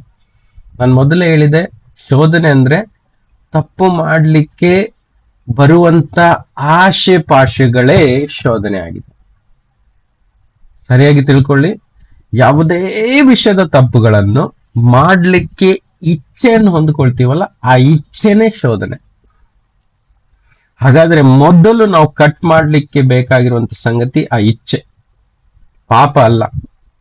ಇಚ್ಛೆ ಮೊದಲು ಬರ್ತದೆ. ಇಚ್ಛೆಯಿಂದ ನಾವೇನ್ ಮಾಡ್ತೀವಿ, ಆ ಒಂದು ಕಾರ್ಯವನ್ನು ಮಾಡ್ತೀವಿ. ಮಾಡಿದ ಮೇಲೆ ಪಾಪ ಉಟ್ಕೊಳ್ತದೆ. ಸೊ ಪಾಪ ಮಾಡುವುದಕ್ಕಿಂತ ಮುಂಚೆ ಬರುವಂತದ್ದು ಶೋಧನೆ. ಸೊ ಆ ಶೋಧನೆಗೆ ಪಡ್ಲಿಕ್ಕೆ ಅದಕ್ಕಿಂತ ಮುಂಚೆ ಬರುವಂತದ್ದು ಇಚ್ಛೆ, ಆಸೆ ಹುಡ್ತದೆ ಅಲ್ವಾ. ಸೊ ಥರ್ಡ್ ಪರ್ಸನ್ನಿನ ಬಗ್ಗೆ ಒಂದು ಚಾಡಿ ಹೇಳುವಂಥದ್ದು ಒಂದು ಇಚ್ಛೆ ಅಂತ ಇರ್ಬೋದು ಅಲ್ವಾ, ಕೆಟ್ಟದಾದಂತ ಇಚ್ಛೆ. ಅದು ಒಳ್ಳೆ ಇಚ್ಛೆ ಅಲ್ಲ. ಅದೇ ಒಂದು ಮೂರನೇ ವ್ಯಕ್ತಿ ಬಗ್ಗೆ ಒಳ್ಳೆತನ ಹೇಳಲಿಕ್ಕೆ ನಮ್ಮಲ್ಲಿ ಆಸೆ ತುಂಬಾ ಕಡಿಮೆ ಬರ್ತದೆ. ಇಂಥ ವ್ಯಕ್ತಿ ಒಳ್ಳೆಯವನು, ಈತನ ಮುಖಾಂತರ ಒಳ್ಳೆ ಕಾರ್ಯಗಳು ನಡೆದಿದೆ, ಸೊ ದೇವರಿಗೆ ಮಹಿಮೆ ಆಗಲಿ ಅಂತ ಇಂಥ ಸಂಗತಿಗಳನ್ನು ನಾವು ಹೇಳುವಂಥದ್ದು ತುಂಬಾ ಕಡಿಮೆ ಅಲ್ವಾ. ಆದರೆ ಒಬ್ಬ ವ್ಯಕ್ತಿಯ ಬಗ್ಗೆ ಈತನು ಇಂತಿಂತ ತಪ್ಪುಗಳನ್ನು ಮಾಡಿದ್ದಾರೆ, ಇಂತಿಂತ ದ್ರೋಹಗಳನ್ನು ಮಾಡಿದ್ದಾನೆ ಅಂತ ಆ ವ್ಯಕ್ತಿಯ ಬಗ್ಗೆ ನಾವು ಕಿವಿ ಮಾತುಗಳನ್ನು ಆಡುವಾಗ ನಮಗೇನೋ ಒಂಥರ ಸಂತೋಷ ಉಂಟಾಗ್ತದೆ ಒಳಗಡೆ. ಅದು ನೋಡಿ, ನಾನು ಎಲ್ಲರ ಬಗ್ಗೆ ಹೇಳ್ತಾ ಇಲ್ಲ, ನನ್ನ ಅನುಭವದಲ್ಲಿ ಸಹ ನೋಡಿದ್ದೇನೆ. ಮೂರನೇ ವ್ಯಕ್ತಿಯ ಬಗ್ಗೆ ಆ ವ್ಯಕ್ತಿಯ ಗುಣಗಳನ್ನು ಇನ್ನೊಬ್ಬನಿಗೆ ಹೇಳುವಾಗ ಏನೋ ಒಂಥರ ಸಂತೋಷ. ಅದೇ ಇಚ್ಛೆ, ಅದೇ ಕೆಟ್ಟದಾದ ಇಚ್ಛೆ. ಅಲ್ಲಿ ದುರಾತ್ಮಗಳು ಇದ್ದಾವೆ ಅಂತ ಅರ್ಥ. ನೋಡಿ, ವಾಕ್ಯ ಸ್ಪಷ್ಟವಾಗಿ ತೋರಿಸ್ತಾ ಇದೆ. ಏನು? ಸಕಲ ವಿಧವಾದ, ಏನು ಎಲ್ಲಿದೆ ವಾಕ್ಯ, ನಾವು ಎಲ್ಲಿ ಓದಿದ್ದು? ಹೇಗೆಂದರೆ ಅವರು ಸಕಲ ವಿಧದ ಅನ್ಯಾಯ, ದುರ್ಮಾರ್ಗತನ, ಲೋಲುಪ್ತಿ, ದೇಶತ್ವಗಳಿಂದ, ಹೊಟ್ಟೆ ಕಿಚ್ಚು, ಇಲ್ಲಿ ಮೋಸ, ಹಗೆತನಗಳಿಂದ ತುಂಬಿದವರಾದ ಕಿವಿ ಊದುವವರು. ನೋಡಿ, ಕಿವಿ ಊದುವವರು, ಚಾಡಿ ಹೇಳುವವರು. This is one of the dangerous situation. ಇದು ಒಂದು ಡೇಂಜರಸ್ ಆದಂತ ಸಿಚುವೇಶನ್ ಅಲ್ವಾ? ಇಂಥ ಸಂದರ್ಭದಲ್ಲಿ ಆ ಒಂದು ಇಚ್ಛೆಗೆ ಒಳಪಡದಂತೆ ನಾವು ಎಚ್ಚರವಾಗಿರ್ಬೇಕು. ಯಾವಾಗ ಬೇರೆಯವರ ಕೆಟ್ಟ ವಿಷಯವನ್ನು ಮಾತಾಡ್ಲಿಕ್ಕೆ ಒಂದು ವೇಳೆ ಒಳಗಡೆ ಇಚ್ಛೆ ಬಂತೋ ತಕ್ಷಣ ನಾವು ನಿಲ್ಲಿಸ್ಲಿಕ್ಕೆ ಪ್ರಯತ್ನ ಪಡ್ಬೇಕು. ಇದು ದೇವರಿಂದ ಅಲ್ಲ, ಇದು ದೆವ್ವಗಳಿಂದ ಬಂದಿದೆ ಅಂತ ತಿಳ್ಕೊಳ್ಬೇಕು. ಇದೇ ಸತ್ಯ, ಇದೇ ಸತ್ಯ. ಈ ಸತ್ಯವನ್ನು ನಾವು ಪಾಲಿಸುವುದಾದ್ರೆ ದೇವರ ಮುಂದೆ ಜಯವನ್ನು ಹೊಂದ್ಕೊಳ್ತೀವಿ. ನಮ್ಮ ಜೀವಿತ ಆಶೀರ್ವದಿಸಲ್ಪಡುವುದು. ನಾವು ಇವತ್ತಿಂದ ಯಾವಾಗಾದ್ರೂ ಬೇರೆ ವ್ಯಕ್ತಿಯ ತಪ್ಪುಗಳನ್ನು, ಪಾಪಗಳನ್ನು ನಾವು ಬೇರೆಯವರ ಸಂಗಡ ಮಾತನಾಡ್ಲಿಕ್ಕೆ ಇಚ್ಛೆಯನ್ನು ಹೊಂದಿಕೊಳ್ತೀವೋ ಆ ಇಚ್ಛೆಯನ್ನು ನಾವು ಕಟ್ ಮಾಡಿದ್ರೆ, ಅದನ್ನು ನಮ್ಮ ಜೀವಿತದಿಂದ ತೆಗೆದು ಹಾಕಿದ್ರೆ, ನೋಡಿ ಕೆಲವೊಮ್ಮೆ ನಾವು ಇಷ್ಟಪಡಲ್ಲ, ಇನ್ನೊಂದು ವ್ಯಕ್ತಿಯು ಸಹ ನಮಗೆ ಬಂದು ಹೇಳಲಿಕ್ಕೆ ಇಷ್ಟಪಡ್ತಾರೆ, ರೈಟ್? ಹೇಳಲಿಕ್ಕೆ ಇಷ್ಟಪಡ್ತಾರೆ. ಅದನ್ನ ಕೇಳಲಿಕ್ಕೂ ನಾವು ಸಹ ಇಷ್ಟವುಳ್ಳವರಾಗಿದ್ದೇವೆ. ಅಂತ ಸಂದರ್ಭದಲ್ಲಿ ಏನ್ ಮಾಡುವ? ನಾವು ಹೇಳ್ಬಹುದು, ಬೇಡ, ಇದನ್ನು ನಾವು ಬಿಟ್ಟು ಬಿಡೋಣ. ದೇವರು ಇದನ್ನೆಲ್ಲ ನೋಡ್ತಾ ಇದ್ದಾರೆ. ನ್ಯಾಯವನ್ನು ತೀರಿಸುವನು ದೇವರಿಗೆ ಬಿಟ್ಟದ್ದು. ನ್ಯಾಯವನ್ನು ತೀರಿಸುವುದು ದೇವರಿಗೆ ಬಿಟ್ಟದ್ದು. ಆತನು ನ್ಯಾಯ ತೀರಿಸ್ತಾನೆ. ಹಾಗಾದ್ರೆ ನಾವು ಯಾಕೆ ಆ ವ್ಯಕ್ತಿಯ ಬಗ್ಗೆ ಮಾತನಾಡ್ಬೇಕು? ಒಳ್ಳೇದೇನಾದ್ರೂ ಇದ್ರೆ ನಾವು ಮಾತಾಡುವ ಅಂತ ಹೇಳ್ಕೊಂಡು ಅಲ್ಲಿ ನಾವು ನಮ್ಮನ್ನು ಕಾಪಾಡಿಕೊಳ್ಳಿಕ್ಕೆ ಪ್ರಯತ್ನ ಪಡ್ಬೇಕು. ಇದು ಜ್ಞಾನ. ಇದು ಶೋಧನೆಯಿಂದ ಎಸ್ಕೇಪ್ ಆಗುವಂತ ಒಂದು ವಿಧ, ಹೌದಾ? ಅದೇ ರೀತಿ ಮೇಲೆ ದ್ವೇಷ ಅಂತ ದುಷ್ಕೃತ್ಯಗಳಿಂದಲೂ ಹೊಟ್ಟೆ ಕಿಚ್ಚು. ಓಕೆ, ಹೊಟ್ಟೆ ಕಿಚ್ಚು ಜಾಸ್ತಿ ಜನರಲ್ಲಿ ಇಲ್ಲ, ನಾವು ಕ್ರಿಸ್ತಿಯರಲ್ಲಿ ಇಲ್ಲ. ಆದ್ರೂ ಸಹ ನಮಗೆ ತಿಳಿಯಾದ ಹಾಗೆ ಕೆಲವೊಮ್ಮೆ ಹೊಟ್ಟೆ ಕಿಚ್ಚು ಪಡುವಂತ ಸಂದರ್ಭಗಳು ಬರ್ತವೆ. ಯಾರು ನಮ್ಮ ಎದುರಲ್ಲಿ ನಮಗಿಂತ ಪ್ರಶಂಸೆಯನ್ನು ಹೊಂದ್ಕೊಳ್ತಾರೋ, ನಮಗಿಂತ ಜಾಸ್ತಿ ಆದಂತೂ ಒಂದು ಉನ್ನತ ಸ್ಥಿತಿಗೆ ಮುಟ್ತಾರೋ ಅಂತ ಸಂದರ್ಭದಲ್ಲಿ ಸ್ವಲ್ಪ ನಮಗೆ ಹೊಟ್ಟೆ ಕಿಚ್ಚಾಗುವಂತ ಸಿಚುವೇಶನ್ಗಳು ಇರ್ತವೆ, ಚಾನ್ಸಸ್ ಉಂಟು. ಅಲ್ಲಿ ನಾವು ಜಾಗೃತಿ ಆಗಿರ್ಬೇಕು. ಯಾಕೆ ಹೊಟ್ಟೆ ಕಿಚ್ಚು ಪಡಬೇಕು? ಯಾಕಂದ್ರೆ ವಾಕ್ಯ ಹೇಳ್ತದೆ, ಪರರನ್ನು ನಮಗಿಂತ ಶ್ರೇಷ್ಠವಾದವರು ಎಂದು ನಾವು ತಿಳ್ಕೊಳ್ಬೇಕು ಅಂತ ವಾಕ್ಯ ಕಲಿಸ್ತದೆ ಅಲ್ವಾ? ಸೊ ಹಾಗಾದ್ರೆ ಯಾರೂ ಸಹ ನಮ್ಮ ಕಣ್ಣು ಮುಂದೆ ಅಥವಾ ಅವ್ರ ಬಗ್ಗೆ ತಿಳಿತದೆಯೋ, ಒಳ್ಳೆ ಒಂದು ಸ್ಥಾನಕ್ಕೆ ಹೋಗಿದ್ದಾರೆ, ಅವ್ರ ಜೀವಿತದಲ್ಲಿ ಒಳ್ಳೇದಾಗಿದೆ ಅಂತ ತಿಳಿದಾಗ ಸಂತೋಷ ಪಡಬೇಕು, ಹೊಟ್ಟೆ ಕಿಚ್ಚಲ್ಲ. ಸೊ ಒಂದು ವೇಳೆ ಸಂತೋಷ ಪಡ್ತಿರೋ ಆಗ ದೇವರು ಸಂತೋಷ ಪಡ್ತಾರೆ. ತನ್ನ ಮಗಳು ಎಷ್ಟು ಒಳ್ಳೆಯವನು ಅಂತ ದೇವರು ತಿಳ್ಕೊಳ್ತಾರಲ್ವಾ? ಸೊ ಹೊಟ್ಟೆ ಕಿಚ್ಚಿನ ಒಂದು ಶೋಧನೆ ಬರುವಾಗ ನಾವು ನಮ್ಮನ್ನು ಜಾಗೃತಿಯಾಗಿ ನೋಡ್ಕೊಳ್ಬೇಕು. ಜಗಳ, ಕೊಲೆ ಅಂತೂ ಮಾಡಲ್ಲ ಬಿಡಿ. ಆಕ್ಚುಲಿ ಕೊಲೆ ಮಾಡ್ತೀವಿ. ಹೇಗೆ ಅಂತ ಹೇಳ್ತೀನಿ ನೋಡಿ. ಸಿಟ್ಟು ಮಾಡುವುದೇ ಇವತ್ತು ಹೊಸ ಒಡಂಬಡಿಕೆಯಲ್ಲಿ ನಿಜವಾದ ಕೊಲೆಯಾಗಿದೆ. ಹಳೆ ಒಡಂಬಡಿಕೆಯಲ್ಲಿ ಕತ್ತಿಯಿಂದ ಅಥವಾ ಯಾವುದೇ ರೀತಿಯಿಂದ ಒಬ್ಬ ಮನುಷ್ಯನ ಪ್ರಾಣವನ್ನು ತೆಗೆಯುವುದಾದ್ರೆ ಅದು ಕೊಲೆ ಆಗಿತ್ತು. ಆದ್ರೆ ಹೊಸ ಒಡಂಬಡಿಕೆಯಲ್ಲಿ ಯಾರ ಮೇಲೆ ದ್ವೇಷ ಮಾಡಿದ್ರೆ ಸಾಕು, ಅದು ಕೊಲೆ. ಈ ಶೋಧನೆ ದಿನಾಲು ಪ್ರತಿಯೊಬ್ಬರ ಜೀವಿತದಲ್ಲಿ ಇದೆ ಅಂತ ನಾನು ತಿಳ್ಕೊಳ್ತೀನಿ. ನನ್ನ ಜೀವನದಲ್ಲಿಯೂ ಸಹ ಇದೆ. ದ್ವೇಷ ಪಡುವಂತ ಅನೇಕ ಸಂದರ್ಭಗಳು ಬೆಳಿಗ್ಗೆಯಿಂದ ರಾತ್ರಿ ನಿದ್ದೆ ಮಾಡುವವರಿಗೂ ಸಹ ಏನಾದ್ರೂ ಒಂದು ಸಂದರ್ಭಗಳು ಬಂದೇ ಬರ್ತವೆ. ಏನು? ಸಿಟ್ಟು ಮಾಡುವಂತ ಸಂದರ್ಭ. ಸಿಟ್ಟು ಅಂತ ಹೇಳಿದ್ರೆ ಕೊಲೆ. ನೆನಪಿಟ್ಟುಕೊಳ್ಳೋಣ. ವಾಕ್ಯ ಎಲ್ಲ ಹೇಳಲಿಕ್ಕೆ ಸಮಯವಿಲ್ಲ. ಸಿಟ್ಟು ಮಾಡಿದ್ರೆ ಅವನು ಕೊಲೆಗಾರನಾಗಿದ್ದಾನೆ. Praise the Lord. ಸೊ ಯಾವಾಗ ಸಿಟ್ಟು ಬರ್ತದೆ ಅಲ್ಲಿ ನಾವು ಜಾಗೃತಿ ಆಗಿರ್ಬೇಕು. ದೆವ್ವಗಳು ಬಂದಿದೆ ಅಂತ ಅರ್ಥ. ಹೌದಾ? ನಾವು ಜಾಸ್ತಿ ಸಿಟ್ಟು ಪಡುವುದು ನಮ್ಮವ್ರ ಮೇಲೇನೆ ಜಾಸ್ತಿ. ನಮ್ಮ ಹೆಂಡತಿ, ಗಂಡ, ಮಕ್ಕಳು, ಸಹೋದರ, ಸಹೋದರಿ, ತಂದೆ, ತಾಯಿ, ಯಾರೇ ಆಗಿರ್ಬೋದು, ಪಕ್ಕದವರು, ನೆರೆಹೊರೆಯವರು, ಹೌದಾ, ದೂರದಲ್ಲಿರುವಂತ ನಮ್ಮವರು, ಫೋನಲ್ಲಿ, ಅಲ್ಲಿ ಇಲ್ಲಿ ಸಂದರ್ಭಗಳು ಬೇಕಾದಷ್ಟು ಬರ್ತವೆ. ಅಲ್ಲಿ ಕೇರ್ಫುಲ್ ಆಗಿರ್ಬೇಕು. ಅದು ಆ ಸಿಟ್ಟು ಬರುವಂತದ್ದು ನಮ್ಮನ್ನೇ ಬೀಳ್ಸ್ಲಿಕ್ಕೆ. ನಾವು ತಿಳ್ಕೊಳ್ತೀವಿ ಜೋರ್ ಮಾಡುವುದರಿಂದ ಮುಂದಿನ ವ್ಯಕ್ತಿ ಶಾಂತವಾಗ್ತಾನೆ, ಅವನ ಅರ್ಥ ಮಾಡ್ಕೊಳ್ತಾನೆ, ಅವನಿಗೆ ಬುದ್ಧಿ ಬರ್ತದೆ ಅಂತ ನಾವು ತಿಳ್ಕೊಳ್ತೀವಿ. ಇಲ್ಲ, ಸಿಟ್ಟು ಮಾಡೋದ್ರಿಂದ ನಾವೇ ದೇವರ ದೃಷ್ಟಿಯಲ್ಲಿ ಏನಾಗ್ತೀವಿ? ಶೋಧನೆಗೊಳಪಟ್ಟು ಬಿದ್ದು ಹೋಗ್ತೀವಿ. ಸೊ ಇದು ಜಾಣತನ, ಇದು ಜ್ಞಾನ. ಓಕೆ. ಆಮೇಲೆ ಜಗಳ ಎಲ್ಲಿ ಆಗ್ತದೋ ಅಲ್ಲಿಂದ ದೂರ ಓಡಿ ಹೋಗ್ಬೇಕು ನಾವು. ಜಗಳಕ್ಕೆ ಅವಸರ ಬಂತು ಅಂತ ಹೇಳಿದ್ರೆ ಬಾಯಿ ಮುಚ್ಕೊಳ್ಬೇಕು. ಎಲ್ಲಿ ಜಗಳದ ಒಂದು ಸನ್ನಿವೇಶ ಕ್ರಿಯೇಟ್ ಆಗ್ತಾ ಇದೆ ಅಂತ ತಿಳ್ಕೊಳ್ಳಿ, ಬಾಯಿ ಮುಚ್ಕೊಳ್ಬೇಕು. ಮತ್ತು ಅಲ್ಲಿಂದ ಎಸ್ಕೇಪ್ ಆಗ್ಬೇಕು, ಅವಾಯ್ಡ್ ಮಾಡ್ಲಿಕ್ಕೆ ನೋಡ್ಬೇಕು. ಈ ರೀತಿ ನಾವು ಆ ಶೋಧನೆಯಿಂದ ಎಸ್ಕೇಪ್ ಆಗ್ಬೋದು, ಕಾಪಾಡಿಕೊಳ್ಬೋದು. ಮೋಸ ಮಾಡುವಂತವರು ಕ್ರಿಸ್ತರಲ್ಲಿ ತುಂಬಾ ಕಡಿಮೆ, ಆದ್ರೂ ಸಹ ಇದ್ದಾರೆ. ನಾನು ಕೇಳಿದ್ದೇನೆ, ನೋಡಿದ್ದೇನೆ, ಮೋಸ ಮಾಡ್ತಾರೆ. ಯಾಕೆಂದ್ರೆ ಅವರು ಸಹ ಮೋಸ ಮಾಡುವುದು ಹೇಗೆ? ದುರಾತ್ಮಗಳಿಂದ ಪ್ರೇರಣೆ ಹೊಂದಿಯೇ ಮೋಸ ಮಾಡ್ತಾರೆ. ಇದು ತಪ್ಪು ಅಂತ ಗೊತ್ತಿದ್ರು ಕೆಲವೊಮ್ಮೆ ಅದಕ್ಕೆ ಒಳಪಡ್ತಾರೆ. ಹಾಗೇ ನಮ್ಮ ಜೀವನದಲ್ಲಿ ಅಂತ ಒಂದು ಸಂದರ್ಭಗಳು ಬರುವಾಗ ಅದು ಮೋಸ ಮಾಡುವುದಕ್ಕಿಂತ ಮುಂಚೆ ಮಾಡಬೇಕು ಅಂತ ಒಂದು ಇಚ್ಛೆ ಬರುವುದಾದ್ರೆ ನಾವು ಅಲ್ಲಿ ಕಾಪಾಡಿಕೊಳ್ಬೇಕು. ಹಾಗೇತನ, ಹೌದಾ? ಅದೇ ರೀತಿ ಮುಂದೆ ಸೊಕ್ಕಿನವರು, ಅಹಂಕಾರಿಗಳು. ಅಹಂಕಾರಿಗಳು, ಬಡಾಯಿ ಕೊಚ್ಚಿಕೊಳ್ಳುವರು. This is also dangerous. ಕೆಲವೊಮ್ಮೆ ನಮಗೆ ತಿಳಿಯದ ಹಾಗೆ ನಾವು ನಮ್ಮ ಬಗ್ಗೆನೆ ಹೆಮ್ಮೆ ಪಡ್ಕೊಂಡು, ನನ್ನಲ್ಲಿ ಯಾವುದೋ ಒಂದು ಒಳ್ಳೆಯ ಸಂಗತಿಗಳಿದ್ದಾವೆ, ನಾನು ಆ ವ್ಯಕ್ತಿಗಳಿಗಿಂತ, ಅನೇಕರಿಗಿಂತ ಹೆಚ್ಚಿನವನು ಅಂತ ನಾವೇ ನಮ್ಮ ಹೃದಯದಲ್ಲಿ ಒಂದು ಆಲೋಚನೆಯನ್ನು ಹೊಂದ್ಕೊಳ್ತೀವಿ ಅಲ್ವಾ? ನಾನು ಶ್ರೇಷ್ಠನು ಅಂತ. ನೋಡಿ, ವೆರಿ ಸಿಂಪಲ್. ವಾಕ್ಯ ಸ್ಪಷ್ಟವಾಗಿ ಹೇಳ್ತದೆ, ಮುಂದಿನ ವ್ಯಕ್ತಿಯು ನನಗಿಂತ ಶ್ರೇಷ್ಠವಾದವನು ಅಂತ ನಾನು ಕ್ಲೀನ್ ಆಗಿ ತಿಳ್ಕೊಂಡಿದ್ದಿದ್ರೆ ಮತ್ತೆ ನನ್ನಲ್ಲಿ ಅಹಂಕಾರ ಅಥವಾ ಬಡಾಯಿ ಬರುವುದೇ ಇಲ್ಲ. ಯಾಕೆಂದ್ರೆ ಮುಂದಿನವರೆಲ್ಲರೂ ನನಗಿಂತ ಶ್ರೇಷ್ಠವಾದವರು ಅನ್ನೋ ಒಂದು ಸತ್ಯ ವಿಚಾರ ನಮ್ಮೊಳಗಿರುವುದಾದ್ರೆ ಅಹಂಕಾರ ಅಥವಾ ಬಡಾಯಿ ಕೊಚ್ಚಿಕೊಳ್ಳಿಕ್ಕೆ ಯಾವುದೇ ಒಂದು ಸಂದರ್ಭ ಇರೋದಿಲ್ಲ. ಯಾಕೆಂದ್ರೆ ನಾನೇ ಎಲ್ಲರಿಗಿಂತ ಕೆಳಗಿನವನು. ಅದಕ್ಕೆ ಯೇಸು ಸ್ವಾಮಿ ಹೇಳಿದವರು, ಯಾರು ತನ್ನನ್ನು ತಗ್ಗಿಸಿಕೊಳ್ತಾನೋ ಅವನು ದೇವರ ದೃಷ್ಟಿಯಲ್ಲಿ ಹೆಚ್ಚಿಸಲ್ಪಡುವನು. ಅದಕ್ಕೋಸ್ಕರ ತಗ್ಗಿಸಿಕೊಳ್ಳುವ ಭಾವನೆ ಇದ್ರೆ ಅಹಂಕಾರ ಮತ್ತು ಬಡಾಯಿ ಕೊಚ್ಚಿಕೊಳ್ಳುವಂತ ಸಂದರ್ಭ ಬರುವುದೇ ಇಲ್ಲ. ಕೆಲವೊಮ್ಮೆ ತಗ್ಗಿಸಿಕೊಳ್ಬಹುದು, ಆದ್ರೆ ಬಡಾಯಿ ಕೊಚ್ಚುವಂತ ಕೆಲವೊಂದು ಸಲ ಅವಸರಗಳು ದುಷ್ಟನು ಕೊಂಡು ಬರ್ತಾನೆ. ನಾವು ಮಾಡುವಂತ ಒಳ್ಳೆ ಕಾರ್ಯಗಳನ್ನು ನಾವು ಖಂಡಿತವಾಗಿ ನಮ್ಮ ಬಾಯಿಂದಂತೂ ಕೊಚ್ಚಿಕೊಳ್ಳಲೇಬಾರ್ದು. It is very dangerous. ಇಂಥ ಸಂದರ್ಭದಲ್ಲಿ ನಾವು ಜಾಗೃತಿಯಾಗಿರ್ಬೇಕು. ನಮ್ಮ ಬಗ್ಗೆ ಬಡಾಯಿ ಕೊಚ್ಚಿಕೊಳ್ಳಿಕ್ಕೆ ಅವಸರ ಇದ್ರೂ ನಾವು ಅದನ್ನು ಮಾಡಬಾರ್ದು. ಅಲ್ಲೇ ಶೋಧನೆಗೆ ಒಳಪಡ್ತೀವಿ. ಇಚ್ಛೆಗಳು ಉಂಟಾಗ್ತದೆ, ನನ್ನ ಬಗ್ಗೆ ಹೇಳಬೇಕು, ನಾನು ಯಾರು, ನನ್ನ ಸ್ಟೇಟಸ್ ಏನು ಅಂತ ಹೇಳ್ಕೊಳ್ಳಿಕ್ಕೆ ಸಂದರ್ಭಗಳು ಅನೇಕ ಸಲ ಒಳಗಡೆ ಪ್ರೇರಣೆ ಬರ್ತದೆ. ಅದನ್ನು ತರುವಂತದ್ದು ದುರಾತ್ಮಗಳು. ಹೇಳು ನಿನ್ನ ಬಗ್ಗೆ ಅಂತ. ಸೊ ಅಲ್ಲಿ ನಾವು ಕಟ್ ಮಾಡ್ಬೇಕು, ತಗ್ಗಿಸಿಕೊಳ್ಬೇಕು. ದೇವ್ರ ವಾಕ್ಯ ಹೇಳ್ತದೆ ತಗ್ಗಿಸಿಕೊಳ್ಬೇಕು. ಆಮೇಲೆ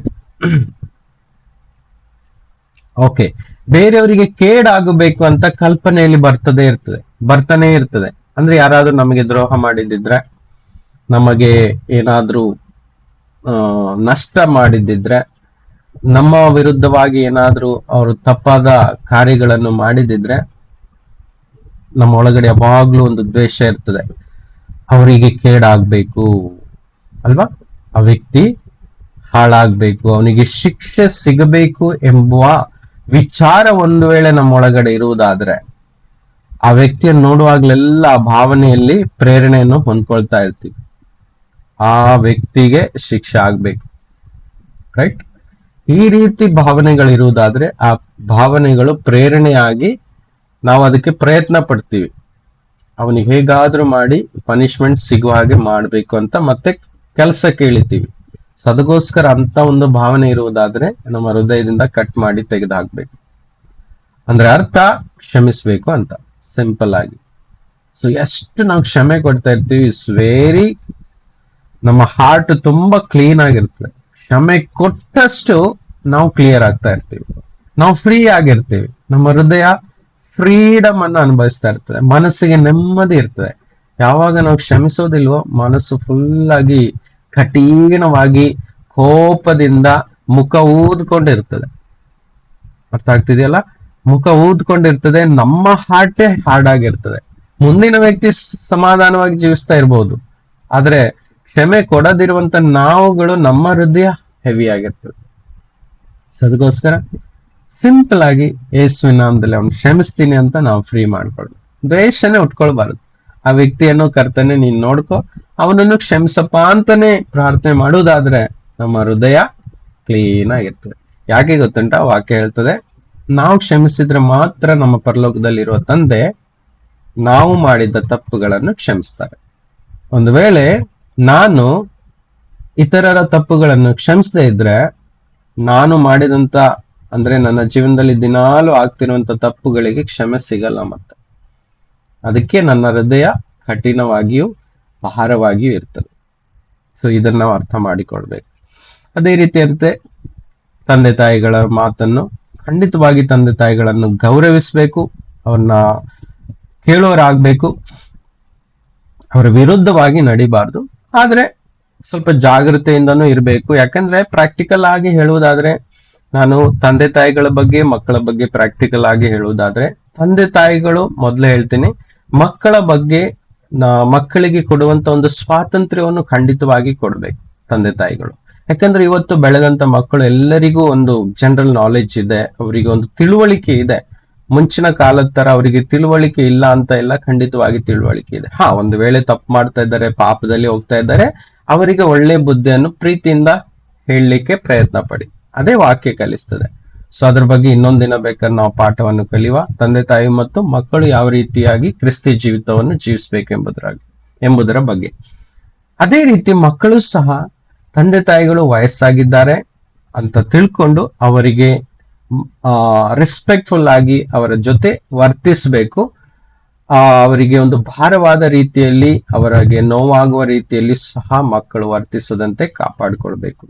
ಅದೇ ತರ ತಂದೆ ತಾಯಿಗಳು ಸಹ ಮಕ್ಕಳಿಗೆ ಕಷ್ಟವಾಗುವ ರೀತಿಯಲ್ಲಿ ಯಾವುದೇ ದಬ್ಬಾಳಿಕೆ ಅಥವಾ ಪ್ರೆಷರ್ ಅನ್ನು ಸಹ ಹಾಕಬಾರ್ದು. ಪ್ರೆಷರ್ ಹಾಕಿದ್ರೆ ಮಕ್ಕಳು ಖಂಡಿತ ತಪ್ಪು ಮಾಡ್ತಾರೆ. ಪ್ರೆಷರ್ ಹಾಕದೆ ಸೌಮ್ಯವಾದ ರೀತಿಯಲ್ಲಿ ತಾಳ್ಮೆಯಿಂದ ಮಕ್ಕಳ ಜೊತೆ ವ್ಯವಹಾರ ಮಾಡ್ಬೇಕು. ಯಾಕಂದ್ರೆ ಇಂದಿನ ಮಕ್ಕಳು ತುಂಬಾ ತಿಳುವಳಿಕೆ ಉಳ್ಳವರು, ಚಿಕ್ಕ ವಯಸ್ಸಿನಿಂದಲೇ ತಿಳುವಳಿಕೆ ಬರ್ತಾ ಇದೆ. ಯಾಕಂದ್ರೆ ಅಷ್ಟು ವಿದ್ಯೆ ಮತ್ತು ಜ್ಞಾನ ಹೆಚ್ಚಾಗಿದೆ ಭೂಮಿಯಲ್ಲಿ. ಮೊಬೈಲ್ ಅಂತೂ ಮೀಡಿಯಾ ಜಾಸ್ತಿ ಆದ್ಮೇಲೆ, ಮೊಬೈಲ್ ಟೆಕ್ನಾಲಜೀಸ್ ಎಲ್ಲ ಜಾಸ್ತಿ ಆದ್ಮೇಲೆ ಚಿಕ್ಕ ವಯಸ್ಸಿನಿಂದಲೇ ಅನೇಕ ಇನ್ಫಾರ್ಮೇಶನ್ಗಳು ಮಕ್ಕಳಿಗೆ ಇರ್ತದೆ. ಅದಕ್ಕೋಸ್ಕರ ಹಳೆಯ ಕಾಲದ ಜ್ಞಾನವನ್ನು ಹಿರಿಯರು ಇವತ್ತು ಹೊಸ ಜನರೇಷನ್ ಮಕ್ಕಳ ಮೇಲೆ ಆ ಹಳೆಯ ಜ್ಞಾನದಿಂದ ಡೀಲಿಂಗ್ ಮಾಡ್ಲಿಕ್ಕೆ, ವ್ಯವಹಾರ ಮಾಡ್ಲಿಕ್ಕೆ ಹೋಗ್ಬಾರ್ದು. ಅದು ತಪ್ಪಾಗ್ತದೆ. ಯಾಕಂದ್ರೆ ಇದು ಅನುಭವದಲ್ಲಿ ಹೇಳ್ತಾ ಇದ್ದೇನೆ. ತಂದೆ ತಾಯಿಗಳು ಮಕ್ಕಳ ಮಧ್ಯದಲ್ಲಿರುವಂತ ಕ್ಲಾಶಸ್ ಇವತ್ತು ಆಗ್ತಾ ಇರುವುದೇ ಅದರಿಂದ. ತಂದೆ ತಾಯಿಗಳು ಏನ್ ಮಾಡ್ತಾರೆ, ಪಾಪ ಅವರು ಅವರ ಕಾಲದಲ್ಲಿ ಕಲಿತಂತ ಒಳ್ಳೆಯ ಸಂಗತಿಗಳನ್ನು ಇವತ್ತಿನ ಮಕ್ಕಳ ಮೇಲೆ ಪ್ರಯೋಗ ಮಾಡ್ಲಿಕ್ಕೆ ಪ್ರಯತ್ನ ಪಡ್ತಾರೆ. ಅದು ವರ್ಕೌಟ್ ಆಗಲ್ಲ. ಯಾಕಂದ್ರೆ ಇವತ್ತಿನ ಮಕ್ಕಳು ಹೊಸ ಜನರೇಷನ್ಗೆ ತಕ್ಕ ಹಾಗೆ ಅವರು ತಮ್ಮ ಕಾರ್ಯಗಳನ್ನು, ತಮ್ಮ ವ್ಯವಹಾರಗಳನ್ನು ಮಾಡ್ತಾ ಇರ್ತಾರೆ. ಅದಕ್ಕೋಸ್ಕರ ಜಾಗ್ರತೆ ಉಳ್ಳವರಾಗಿ ಕರ್ತನ ಸಹಾಯದಿಂದ, ಕರ್ತನ ವಾಕ್ಯದ ಜ್ಞಾನದಿಂದ ಮಕ್ಕಳಿಗೆ ಏನಾದ್ರೂ ಒಳ್ಳೆ ಸಂಗತಿಗಳನ್ನು ಹೇಳಲಿಕ್ಕೆ ಪ್ರಯತ್ನ ಪಡಬೇಕು ಹೊರತು ತಮ್ಮದೇ ಆದ ರೀತಿಯಲ್ಲಿ ಹೇಳಲಿಕ್ಕೆ ಹೋದ್ರೆ ಮಕ್ಕಳು ಸಹ ಇನ್ನಷ್ಟು ತಪ್ಪು ಮಾಡ್ತಾರೆ, ಕೋಪಗೊಳ್ತಾರೆ. ಓಕೆ, ಸರಿ. ಮತ್ತೆ ವಿವೇಕ ಇಲ್ಲದೆ ಇರುವಂತ ಸಂದರ್ಭದಲ್ಲಿ ಮಾತಿಗೆ ತಪ್ಪುವರು. ಓಕೆ, ವಿವೇಕ ಇಲ್ಲದವರು ಅಂತ ಹೇಳಿದ್ರೆ, ಇವತ್ತು ವಿವೇಕ ಇಲ್ಲದವರು ಅಂತ ಹೇಳಿದ್ರೆ ದೇವರ ವಾಕ್ಯವನ್ನು ಅರಿಯದೆ ಇರುವವರೇ ವಿವೇಕ ಇಲ್ಲದವರು. ಪುನಃ ಹೇಳ್ತೀನಿ, ವಿವೇಕ ಇಲ್ಲದವರು ಅಂತ ಹೇಳಿದ್ರೆ ಯಾರಿಗೆ ವಾಕ್ಯದ ಜ್ಞಾನ ಕೊರತೆ ಇದೆಯೋ ಅವರೇ ವಿವೇಕ ಇಲ್ಲದವರು. ಸೊ ಅದು ಅನ್ಯ ಜಾತಿಗಳಾಗಿರ್ಬೋದು, ಅವಿಶ್ವಾಸಿಗಳಾಗಿರ್ಬೋದು, ವಿಶ್ವಾಸಿಗಳು ಸಹ ಆಗಿರ್ಬೋದು.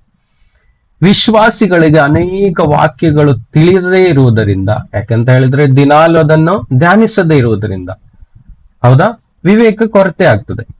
ಜ್ಞಾನ ಎಲ್ಲಿಂದ ಬರ್ತದೆ ಹೇಳಿ? ವಿವೇಕ ಎಲ್ಲಿಂದ ಸಿಗ್ತದೆ ಹೇಳಿ? ಕರ್ತನ ವಾಕ್ಯದಿಂದ. ಲೋಕದಲ್ಲಿ ನಿಜವಾದ ವಿವೇಕ ಇಲ್ಲ, ಹೌದಾ?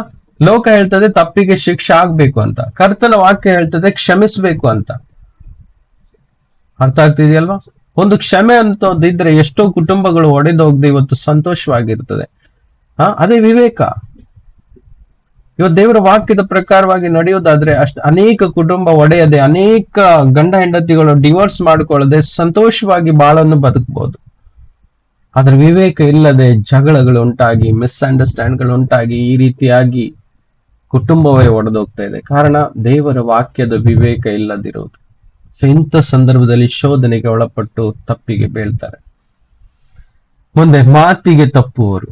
ನೋಡಿ, ಇದು ಸಹ ತುಂಬಾ ಇಂಪಾರ್ಟೆಂಟ್. ಒಬ್ಬರಿಗೆ ಒಂದು ಮಾತು ಕೊಟ್ರೆ ಆ ಮಾತನ್ನು ಎಂದಿಗೂ ತಪ್ಪಬಾರ್ದು. ಎಷ್ಟೇ ಕಷ್ಟವಾದ್ರೂ ಸರಿ ಅದನ್ನು ಉಳಿಸ್ಕೊಳ್ಳಿಕ್ಕೆ ಪ್ರಯತ್ನ ಪಡಬೇಕು.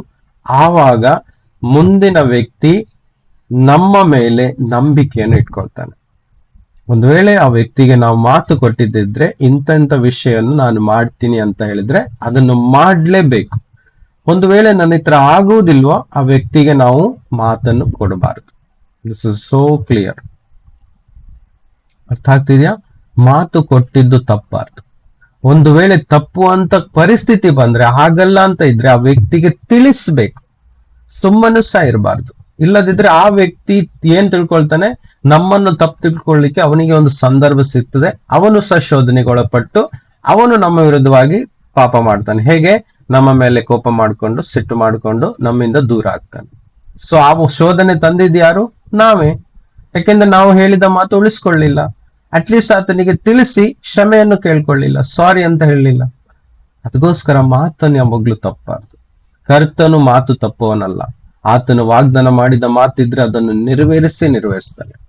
ನಾವು ಮನುಷ್ಯರು ಮಾತನ್ನು ತಪ್ತೀವಿ. ಸೊ ನಮ್ಮ ಮಾತಿಗೆ ತುಂಬಾ ಪವರ್ ಉಂಟು. ಒಂದು ವ್ಯಕ್ತಿಯ ಜೀವನದಲ್ಲಿ ನಾವು ಒಂದು ಮಾತು ಕೊಟ್ಟು ಅದನ್ನ ನಡೆಸ್ತಾ ಇದ್ರೆ ಆ ವ್ಯಕ್ತಿ ಪೂರ್ಣವಾಗಿ ನಮ್ಮನ್ನು ನಂಬ್ತಾನೆ. Price the lord. ಅದೇ ರೀತಿ ಕರ್ತನ ಮುಂದೆ ಇವತ್ತು ನಾವು ಮಾತು ತಪ್ಪವರಾಗಬಾರ್ದು. ಆ ಒಂದು ಶೋಧನೆಗೆ ಬೀಳಬಾರ್ದು ನಾವು. Praise the lord. ಅದೇ ರೀತಿಯಾಗಿ ಮುಂದೆ ಮಮತೆ ಇಲ್ಲದವರು, ಕರುಣೆ ಇಲ್ಲದವರು. ನೋಡಿ, ಮಮತೆ ಕರುಣೆ ಇದು ತುಂಬಾ ತುಂಬಾ ಇಂಪಾರ್ಟೆಂಟ್. ಎಷ್ಟು ನಾವು ಪರರಿಗೆ ಮಮತೆಯನ್ನು ತೋರಿಸ್ತೀವಿ, ಕರುಣೆ ತೋರಿಸ್ತೀವಿ, ಅಲ್ಲಿ ಸಮಾಧಾನ, ಪರಿಸ್ಥಿತಿಗಳು ನ್ಯೂಟ್ರಲ್ ಆಗಿ ಇರ್ತದೆ. ಯಾವಾಗ ನಮ್ಮೊಳಗೆ ಮಮತೆ ಕರುಣೆ ಇಲ್ಲವೋ ಅಲ್ಲಿ ದ್ವೇಷ, ಸಿಟ್ಟು ಉತ್ಪನ್ನ ಆಗ್ಲಿಕ್ಕೆ ಆರಂಭ ಆಗ್ತದೆ. ಇದು ಜ್ಞಾನ. ಅಲ್ಲಿ ಶೋಧನೆಗೆ ಒಳಪಡ್ತೀವಿ ನಾವು. ಏನಾದ್ರೂ ಒಂದು ತಪ್ಪು ಮಾಡ್ಲಿಕ್ಕೆ ಸಡನ್ ಆಗಿ ನಿರ್ಧಾರ ಮಾಡ್ತೀವಿ. ಅದಕ್ಕೋಸ್ಕರ ಮಮತೆಯನ್ನು ಜಾಸ್ತಿಯಾಗಿ ಬೆಳೆಸ್ಕೊಳ್ಬೇಕು. ಸೊ ಕರುಣೆಯನ್ನು ಜಾಸ್ತಿಯಾಗಿ ಬೆಳೆಸ್ಕೊಳ್ಬೇಕು. ಕರುಣೆ ತೋರಿಸ್ಬಿಡ್ಬೇಕು. ಕ್ಷಮೆ ಕೊಡುವುದೇ ಕರುಣೆ ಆಗಿದೆ. ಎಷ್ಟೇ ತಪ್ಪು ಮಾಡಿದ್ರು ಆತನ ಮೇಲೆ ಕರುಣೆ ತೋರಿಸಿ, ಸರಿ ಇಲ್ಲಪ್ಪ ಬಿಡಪ್ಪ ಅಂತ ಟೇಕ್ ಇಟ್ ಈಸಿ ಮಾಡುವುದಾದ್ರೆ ಅಲ್ಲಿ ಸಮಾಧಾನ ಉಂಟಾಗ್ತದೆ. ಸೊ ಈ ರೀತಿಯಾಗಿ ಅನೇಕ ತಪ್ಪುಗಳು ಉಂಟು. ಇವೆಲ್ಲವೂ ಏನಾಗ್ತದೆ, ಇದನ್ನೆಲ್ಲ ಮಾಡುವುದರಿಂದ ಮರಣಕ್ಕೆ ಗುರಿ ಆಗ್ತಾರೆ. ಹೌದಾ? ದೇವರ ವಿಧಿ ಅವರ ಮೇಲೆ ನೆರವೇರ್ತದೆ ಅಂತ ವಾಕ್ಯಗಳು ಮುಂದೆ ಹೇಳ್ತದೆ. ಸರಿ, ನಾವು ಮುಂದೆ ಹೋಗುವ. ನೋಡಿ, ಇವೆಲ್ಲಾ ರೀತಿಯ ಪಾಪಗಳ ಮೂಲಕವೇ ನಮ್ಮ ವಿಶ್ವಾಸಿಗಳಾಗ್ಲಿ ಅವಿಶ್ವಾಸಿಗಳಾಗ್ಲಿ ಅವರ ಜೀವಿತದಲ್ಲಿ ಶೋಧನೆಗಳು ಬರ್ಲಿಕ್ಕೆ ಆರಂಭಿಸ್ತದೆ. ಇವೇ ಪಾಪಗಳ ಮುಖಾಂತರ. ಪಾಪಗಳ ಮುಖಾಂತರ ಅಲ್ಲದೆ ಬೇರೆ ಯಾವ ರೀತಿಯಿಂದ ಶೋಧನೆ ಬರುವುದಿಲ್ಲ. ಪಾಪ ಮಾಡ್ಲಿಕ್ಕೋಸ್ಕರನೇ ಶೋಧನೆ ಬರುವುದು. ಅಂದ್ರೆ ನಾವು ನಂಬಿಕೆಯಿಂದ ಬಿದ್ದು ಹೋಗ್ಬೇಕು ಎಂಬುದಕ್ಕೇನೆ ಶೋಧನೆ ಬರುವುದು. ದೇವರ ಸಮ್ಮುಖದಲ್ಲಿ ಅನೀತಿವಂತರಾಗಬೇಕು ಅಂದ್ರೆ ನೀತಿಯಿಂದ ತಪ್ಪಿ ಹೋಗ್ಬೇಕು ಅಂತ ಹೇಳಿದ್ರೆ, ಪರಿಶುದ್ಧರಾಗಿ ಜೀವಿಸದೆ ಅಪರಾಧಿಗಳಾಗಿ ಜೀವಿಸಬೇಕು ಅಂತಾನೆ ಶೋಧನೆಗಳು ಬರುವುದು. ಸಿಂಪಲ್ ಆಗಿ. ಹೌದಾ? ಇದನ್ನೆಲ್ಲದರಿಂದ ನಾವು ಎಸ್ಕೇಪ್ ಆಗ್ಬೇಕಾದ್ರೆ, ಇದರೆಲ್ಲದರಿಂದ ಜಯ ಹೊಂದ್ಕೊಳ್ಬೇಕಾದ್ರೆ ಏನ್ ಮಾಡ್ಬೇಕು? ವಾಕ್ಯವನ್ನು ಓದುವ. ನಮಗೆಲ್ಲ ತಿಳಿದಿದೆ ಇದನ್ನೆಲ್ಲ ನಾವು ಮಾಡಬಾರ್ದು ಅಂತ. ಆದ್ರೆ ಆಗ್ತಾನೇ ಇರ್ತದೆ, ದಿನಾಲೂ ಆಗ್ತದೆ, ನೂರಾರು ವಿಧಗಳಿಂದ. ನೋಡಿ, ನಿಮ್ಮೆಲ್ಲರಿಗೂ ತಿಳಿದಿದೆ ನಿಮ್ಮ ಬಲಹೀನತೆಗಳು ಏನು ಅಂತ. ಒಬ್ಬರಿಗೆ ಸಿಟ್ಟಿನ ಬಲಹೀನತೆ ಇರ್ಬೋದು, ಇನ್ನೊಬ್ಬರಿಗೆ ಕ್ಷಮೆ ಕೊಡ್ಲಿಕ್ಕೆ ಆಗದಿರುವಂತ ಬಲಹೀನತೆ ಇರಬಹುದು, ಕೆಲವರಿಗೆ ಚಾಡಿ ಹೇಳುವಂತ ಬಲಹೀನತೆ ಇರಬಹುದು, ಕೆಲವರಿಗೆ ಮಾತು ತಪ್ಪುವಂತ ಬಲಹೀನತೆ ಇರಬಹುದು, ಕೆಲವರಿಗೆ ಸುಮ್ನೆ ಮಾತಾಡುವಂತ ಎರ್ರಬಿರಿ ಮಾತಾಡುವಂತ ಬಲಹೀನತೆ ಇರಬಹುದು, ಕೆಲವರಿಗೆ ಬೈಗುಳ ಹೇಳದೆ ಇದ್ರೆ ಅವರಿಗೆ ನಿದ್ದೆ ಬರುವುದಿಲ್ಲ, ಬೈಗುಳ ಹೇಳುವಂತ ಬಲಹೀನತೆಗಳಿರ್ಬೋದು, ಕೆಲವೊಬ್ಬರಿಗೆ ಜಗಳ ಎಂಬುದೇ ಒಂದು ಬಲಹೀನತೆ ಇರ್ಬೋದು. ಯಾವಾಗ್ಲೂ ನೋಡಿದ್ರು ಜಗಳಕ್ಕೆ ಮುಂದೆ ಹೋಗುವಂತ ಒಂದು ಮನೋಭಾವನೆಯನ್ನು ಇರ್ತದೆ. ಇದು ಸಹ ಎಲ್ಲ ಬಲಹೀನತೆ. ಈ ಬಲಹೀನತೆಯಿಂದಲೇ ಅವರು ಶೋಧನೆಗೆ ಒಳಪಡ್ತಾರೆ. ಆ ಬಲಹೀನತೆ ಇದ್ರೆ ಯಾವ ರೀತಿಯ ಬಲಹೀನತೆಗಳು ಇದ್ದಾವೋ ಅದೇ ತರದ ಶೋಧನೆಗಳನ್ನು ದುರಾತ್ಮಗಳು ನಮ್ಮ ಜೀವನದಲ್ಲಿ ಕೊಂಡು ಬರುತ್ತವೆ. ಉದಾಹರಣೆಗೆ, ನನಗೆ ಯಾವಾಗ್ಲೂ ಸಿಟ್ಟು ಬರುವಂತ ಸಂದರ್ಭ, ಒಂದು ಬಲಹೀನತೆ ಇರುವುದಾದ್ರೆ, ಸಿಟ್ಟಿಗೆ ಕಾರಣವಾದಂತ ತಪ್ಪುಗಳನ್ನೇ ನನ್ನ ಕಣ್ಣೆದುರಲ್ಲಿ ದುಷ್ಟನು ಕೊಂಡು ಬರ್ತಾನೆ. ಅದಕ್ಕೆ ಜಾಗೃತಿಯಾಗಿ ನನ್ನ ಬಲಹೀನತೆಯನ್ನು ನಾನೇನ್ ಮಾಡ್ಬೇಕು, ತೆಗೆದುಹಾಕಿ ಬಲವನ್ನು ಹೊಂದ್ಕೊಳ್ಬೇಕು. ಅದನ್ನು ಕೊಡ್ಲಿಕ್ಕೆ ಕರ್ತನು ಸಿದ್ಧನಿದ್ದಾರೆ. ವಾಕ್ಯ ಓದುವ. ಮತ್ತಾಯನ ಸುವಾರ್ತೆ 26 ವಾಕ್ಯ 40-41 ಓದಿ. Matthew 26 verse 40 and 41. ಆಮೇಲೆ ಆ ಶಿಷ್ಯರ ಬಳಿಗೆ ಬಂದು ಅವರು ನಿದ್ದೆ ಮಾಡುವುದನ್ನು ಕಂಡು ಪೇತ್ರನಿಗೆ, ಹೀಗೋ ಒಂದು ಗಳಿಗೆಯಾದರೂ ನನ್ನ ಸಂಗಡ ಎಚ್ಚರವಾಗಿರಲಾರಿರ, ಶೋಧನೆಗೆ ಒಳಗಾಗದಂತೆ ಎಚ್ಚರವಾಗಿ ಪ್ರಾರ್ಥಿಸಿರಿ. ಮನಸ್ಸು ಸಿದ್ಧವಾಗಿದೆ ಸರಿ, ಆದರೆ ದೇಹಕ್ಕೆ ಬಲ ಸಾಲದು ಎಂದು ಹೇಳಿದನು. ನೋಡಿ, ಒಂದೇ ಒಂದು ದಾರಿ, ದೇವರ ಸಂಗಡ ನಾವು ಸಮಯ ಕಳಿಬೇಕು. ಎಷ್ಟು ದೇವರ ಸಂಗಡ ಎಷ್ಟು ಹೇಳ್ತಿದ್ದಾರೆ, ಒಂದು ಗಳಿಗೆ ಆದ್ರೆ ನನ್ನ ಸಂಗಡ ನಿಮಗೆ ಟೈಮ್ ಇಲ್ವಾ? ಒಂದು ಗಳಿಗೆ ಅಂದ್ರೆ ಇಂಗ್ಲಿಷ್ ಅಲ್ಲಿ 1 hour ಅಂತ ಹೇಳಿದ್ದಾರೆ. ಇಲ್ಲಿ ಇದೆ ನೋಡಿ, not watch with me 1 hour ಅಲ್ವಾ? 1 hour ಅಂತ ಹೇಳಿದ್ದಾರೆ. ಒಂದು ಸಂಗಡ ಅಂದ್ರೆ ಒಂದು ತಾಸು. 24 ತಾಸು ನಮಗಿದೆ. ನಾವು ನೋಡಿ, ನಮ್ಮ ತಪ್ಪುಗಳು ನಮ್ಮ ಕಣ್ಣೆದುರಲ್ಲೇ ಇದೆ, ಹೌದಾ? 1 ತಾಸಿಗಿಂತ ಜಾಸ್ತಿ ಕಳೆದ್ರೆ ಅದು ಇನ್ನಷ್ಟು ನಮಗೆ ಲಾಭ, ಹೌದಲ್ವಾ ಹೇಳಿ? ನಾವು ಎಷ್ಟು ಕರ್ತನ ಸಂಗಡ ಸಮಯ ಕಳಿತೀವಿ, ಪ್ರಾರ್ಥನೆ, ವಾಕ್ಯ, ಸ್ತುತಿಗೀತೆಗಳನ್ನು ಹಾಡುವುದು, ಇದರಲ್ಲಿ ಸಮಯ ಕಳೆಯುವಾಗ ನಮ್ಮ ಮನಸ್ಸೆಲ್ಲ ಕರ್ತನ ಆತ್ಮನಿಗೆ ಒಳಗಾಗ್ತದೆ. ಶೋಧನೆಗಳು ಬರುವಾಗ ಅದನ್ನು ಮಾಡಬೇಕೆಂಬ ಇಚ್ಛೆಗಳು ಉಂಟಾಗುವುದಿಲ್ಲ. ಯಾಕೆಂದ್ರೆ ನಾವು ಕರ್ತನಿಗೆ ಒಳಗಾಗಿರ್ತೀವಿ. ಕರ್ತನಿಗೆ ಒಳಗಾಗ್ದೇನೆ ದಿನಾಲು ನಾವು ಹಂಗೆ ಸಮಯ ಕಳೀತಾ ಇದ್ರೆ, ಕರ್ತನಿಗೆ ಸಮಯ ಕೊಡದೇ ಇದ್ರೆ, ನಾವು ನಮಗೆ ತಿಳಿಯದ ಹಾಗೆ ನಮ್ಮ ಶರೀರದಲ್ಲಿ ಬಲಹೀನರಾಗ್ತಾ ಹೋಗ್ತೀವಿ. ಪವರ್ ಅಂತ ಹೇಳಿದ್ರೆ ಸಾಮರ್ಥ್ಯ ಕಳ್ಕೊಳ್ತೀವಿ.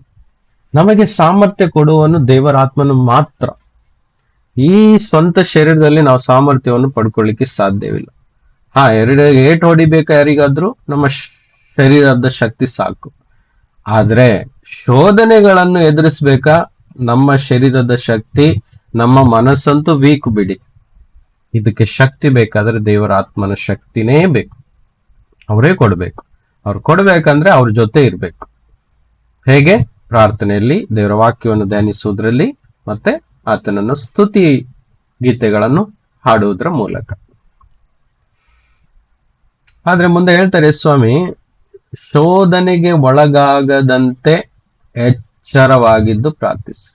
ಇದನ್ನ ಮಾಡ್ಲಿಕ್ಕೆ ದುಷ್ಟನು ಬಿಡುವುದೇ ಇಲ್ಲ, ನಮ್ಮ ಶರೀರ ಬಿಡುವುದಿಲ್ಲ, ಈ ಲೋಕ ಬಿಡುವುದಿಲ್ಲ, ಲೋಕದ ಸಂಗತಿಗಳು ನಮ್ಮನ್ನು ಬಿಡುವುದೇ ಇಲ್ಲ. ಮನಸ್ಸೇನೋ ಸಿದ್ಧವಾಗಿರ್ತದೆ, ಆದ್ರೆ ದೇಹ ಉಂಟಲ್ವಾ, ನಮ್ಮ ಶತ್ರುವಾಗಿ ಕೆಲಸ ಮಾಡ್ತದೆ. ದೇಹಕ್ಕೆ ಬಲ ಸಾಲದು. ನೋಡಿ, ಪೌಲನು ರೋಮ 8 ತುಂಬಾ ಚಂದವಾಗಿ ಎಕ್ಸ್ಪ್ಲೈನ್ ಮಾಡ್ತಾನೆ. ನಮ್ಮ ದೇಹಕ್ಕೆ ಇಚ್ಛೆ ಇರುವಂತ ಸಂಗತಿಗಳೇ ನಮ್ಮ ಶತ್ರುವಾಗಿದೆ. ಅದು ಮರಣಕ್ಕೆ ಕೊಂಡೋಗ್ತದೆ. ದೇಹ ಹೇಳುವಂತ, ನಮ್ಮ ಮನಸ್ಸು ಹೇಳುವಂತ ಸಂಗತಿಗಳನ್ನು ನಾವು ನೆರವೇರಿಸಬಾರ್ದು. ನಮ್ಮ ಮನಸ್ಸಿಗೆ ಬೇಕಾದಷ್ಟು ಇಚ್ಛೆಗಳು ಬರ್ತಾ ಇರ್ತವೆ. ಅದನ್ನು ಮಾಡ್ಬೇಕು, ಇದನ್ನು ಮಾಡ್ಬೇಕು, ಯಾವುದೆಲ್ಲ ದೇವರಿಗೆ ವಿರೋಧವಾಗಿದೆಯೋ ಅದನ್ನೆಲ್ಲ ಮಾಡ್ಬೇಕು ಅಂತ ನಮ್ಮ ಮನಸ್ಸಲ್ಲಿ ಇಚ್ಛೆಗಳು ಬರ್ತಾ ಇರ್ತವೆ. ಇದನ್ನು ತಂದು ಹಾಕೋದು ಯಾರು? ದುರಾತ್ಮಗಳು. ಆತನಿಗೆ ಗೊತ್ತುಂಟು, ಇಂಥ ಇಚ್ಛೆಗಳನ್ನು ಈ ವ್ಯಕ್ತಿಯಲ್ಲಿ ಹಾಕಿ ಆ ವ್ಯಕ್ತಿಯು ಆ ಇಚ್ಛೆಯನ್ನು ಪೂರ್ಣಗೊಳಿಸುವಾಗ ಇವನಲ್ಲಿ ಪಾಪ ಉಂಟಾಗ್ತದೆ. ಆವಾಗ ದೇವರ ಸಮ್ಮುಖದಲ್ಲಿ ಬಿದ್ದೋಗ್ತಾನೆ. ಅವನ ಜೀವಿತದ ಸಮಾಧಾನ ಕಳ್ಕೊಳ್ತಾನೆ, ಸಮೃದ್ಧಿಯನ್ನು ಕಳ್ಕೊಳ್ತಾನೆ, ಸಕ್ಸಸ್ ಅನ್ನು ಕಳ್ಕೊಳ್ತಾನೆ. ಅವನ ಜೀವನ ಹಾಳಾಗ್ಲಿಕ್ಕೆ ಆರಂಭ ಆಗ್ತದೆ. ಸೊ ಇದೇ ನಿಜವಾದ ಸಂಗತಿ. ಅದೇ ಆ ವ್ಯಕ್ತಿ ಸತ್ಯವನ್ನು ತಿಳಿದು, ನೋಡಿ, ಇವಾಗ ಈ ವಾಕ್ಯವನ್ನು ನಾವು ಧ್ಯಾನಿಸುವಾಗ ಸತ್ಯ ತಿಳಿತಾ ಇದ್ದೀವಿ. ಹೀಗೆ ಮಾಡೋದ್ರಿಂದನೇ ನನ್ನ ಜೀವನ ಹಾಳಾಗ್ತಾ ಇದೆ, ಜೀವನದಲ್ಲಿ ಯಶಸ್ಸು ಕಾಣ್ಲಿಕ್ಕೆ ಆಗ್ತಾ ಇಲ್ಲ ಅಂತ ನಮಗೆ ತಿಳಿತಾ ಇದೆ ಅಲ್ವಾ? ಇದೇ ಸತ್ಯ. ಅದಕ್ಕೆ ಯೇಸು ಹೇಳಿದ್ದು, ಸತ್ಯ ತಿಳ್ಕೊಳ್ಳಿರಿ, ಸತ್ಯ ನಿಮಗೆ ಬಿಡುಗಡೆ ಆಗುವುದು. ಆ ಸತ್ಯ ಎಲ್ಲಿದೆ? ಆತನ ವಾಕ್ಯದಲ್ಲಿದೆ. ನನ್ನ ವಾಕ್ಯದಲ್ಲಿ ನೀವು ನೆಲೆಗೊಂಡಿದ್ದರೆ ಆವಾಗ ಸತ್ಯ ನಿಮಗೆ ತಿಳಿಯುತ್ತದೆ. ಇದೇ ವಾಕ್ಯ ಹೇಳ್ತದೆ. ನಾವು ಶೋಧನೆಗೆ ಒಳಗಾಗುವುದು ಹೇಗೆ? ಪ್ರಾರ್ಥನೆ ಇಲ್ಲದೆ ಇದ್ರೆ, ವಾಕ್ಯ ಇಲ್ಲದೆ ಇದ್ರೆ, ಆತನಿಗೆ ಮಹಿಮೆ ಪಡಿಸದೇ ಇದ್ರೆ ನಾವು ಶೋಧನೆಗೆ ಖಂಡಿತ ಒಳಗಾಗ್ತೀವಿ. ಪ್ರಾರ್ಥನೆ ನಿಂತೋಯ್ತಾ ಶೋಧನೆ ಆಟೋಮೆಟಿಕ್ ಆಗಿ ಬರ್ತದೆ. ನೋಡಿ, ಇಲ್ಲಿ ನಾವು ಕೂತಿಡುವಂತ ಸ್ಥಳದಲ್ಲಿ ಇವಾಗ ಲೈಟ್ ಆನ್ ಇದೆ. ಎಲ್ರು ಬೆಳಕಲ್ಲಿ ಕೂತಿದ್ದೀರಾ. ಸ್ವಿಚ್ ಆಫ್ ಮಾಡಿ, ಬಲ್ಬ್ ಅನ್ನ ಲೈಟ್ ಆಫ್ ಮಾಡಿ, ಆಟೋಮೆಟಿಕ್ ಆಗಿ ಅಂಧಕಾರ ನಮ್ಮನ್ನ ಆವರಿಸ್ಕೊಳ್ತದೆ, ಕತ್ತಲೆ ಆವರಿಸ್ಕೊಳ್ತದೆ. ಯಾಕಂದ್ರೆ ಕತ್ತಲೆ ಆಲ್ರೆಡಿ ಇಲ್ಲಿ ಇದೆ, ಹೌದಾ? ಜಗತ್ತಲ್ಲಿ ಕತ್ತಲೆ ಇದೆ. ಬೆಳಿಗ್ಗೆ ಸೂರ್ಯ ಬರುವುದಕ್ಕೋಸ್ಕರ ಬೆಳಕಾಗ್ತದೆ, ಅದು ಸಹ ಕರ್ತನು ಕೊಟ್ಟಂತದ್ದು ಸೂರ್ಯನನ್ನು, ಹೌದಾ?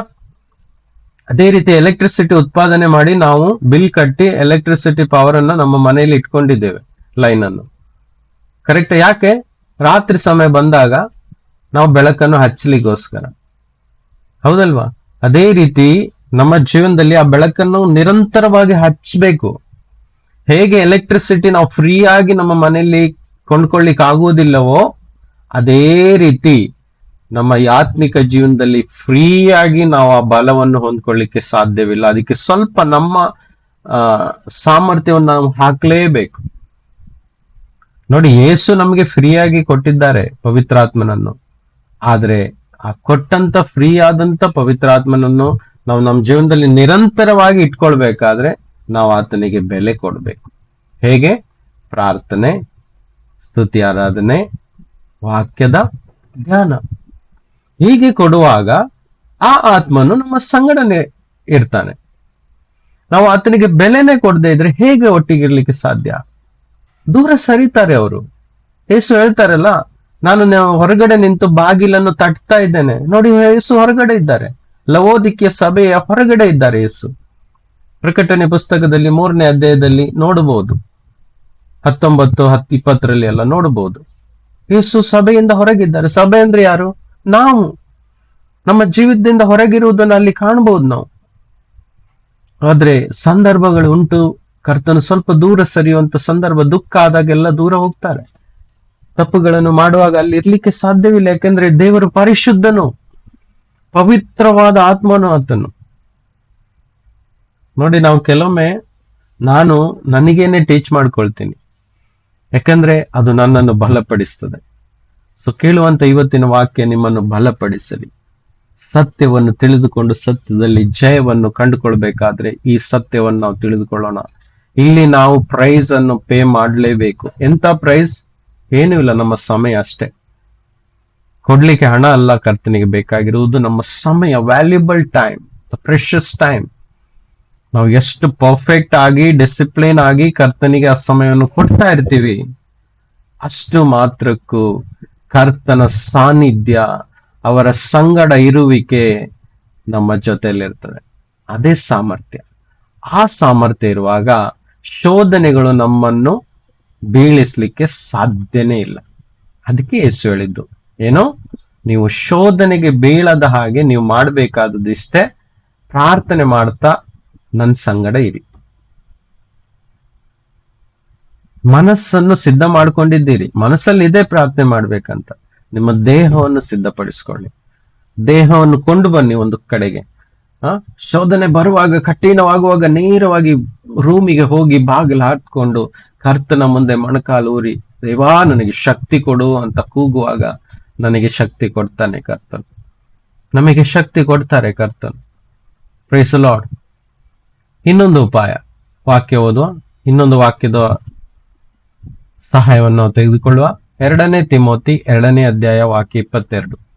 2 Timothy chapter 2 verse number 22. Read.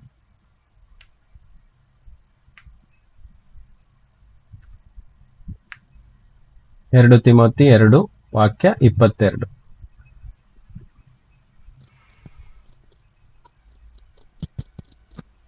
ನೀನು ಯೌವನದ ಇಚ್ಛೆಗಳಿಗೆ ದೂರವಾಗಿರು. ನೀತಿ, ವಿಶ್ವಾಸ, ಪ್ರೀತಿ ಮತ್ತು ಸಮಾಧಾನವನ್ನು ಸಂಪಾದಿಸುವುದಕ್ಕೆ ಶುದ್ಧ ಹೃದಯ ಉಳ್ಳವರಾಗಿ ಕರ್ತನನ್ನು ಬೇಡಿಕೊಳ್ಳುವವರ ಸಂಗಡ ಪ್ರಯಾಸ ಪಡು.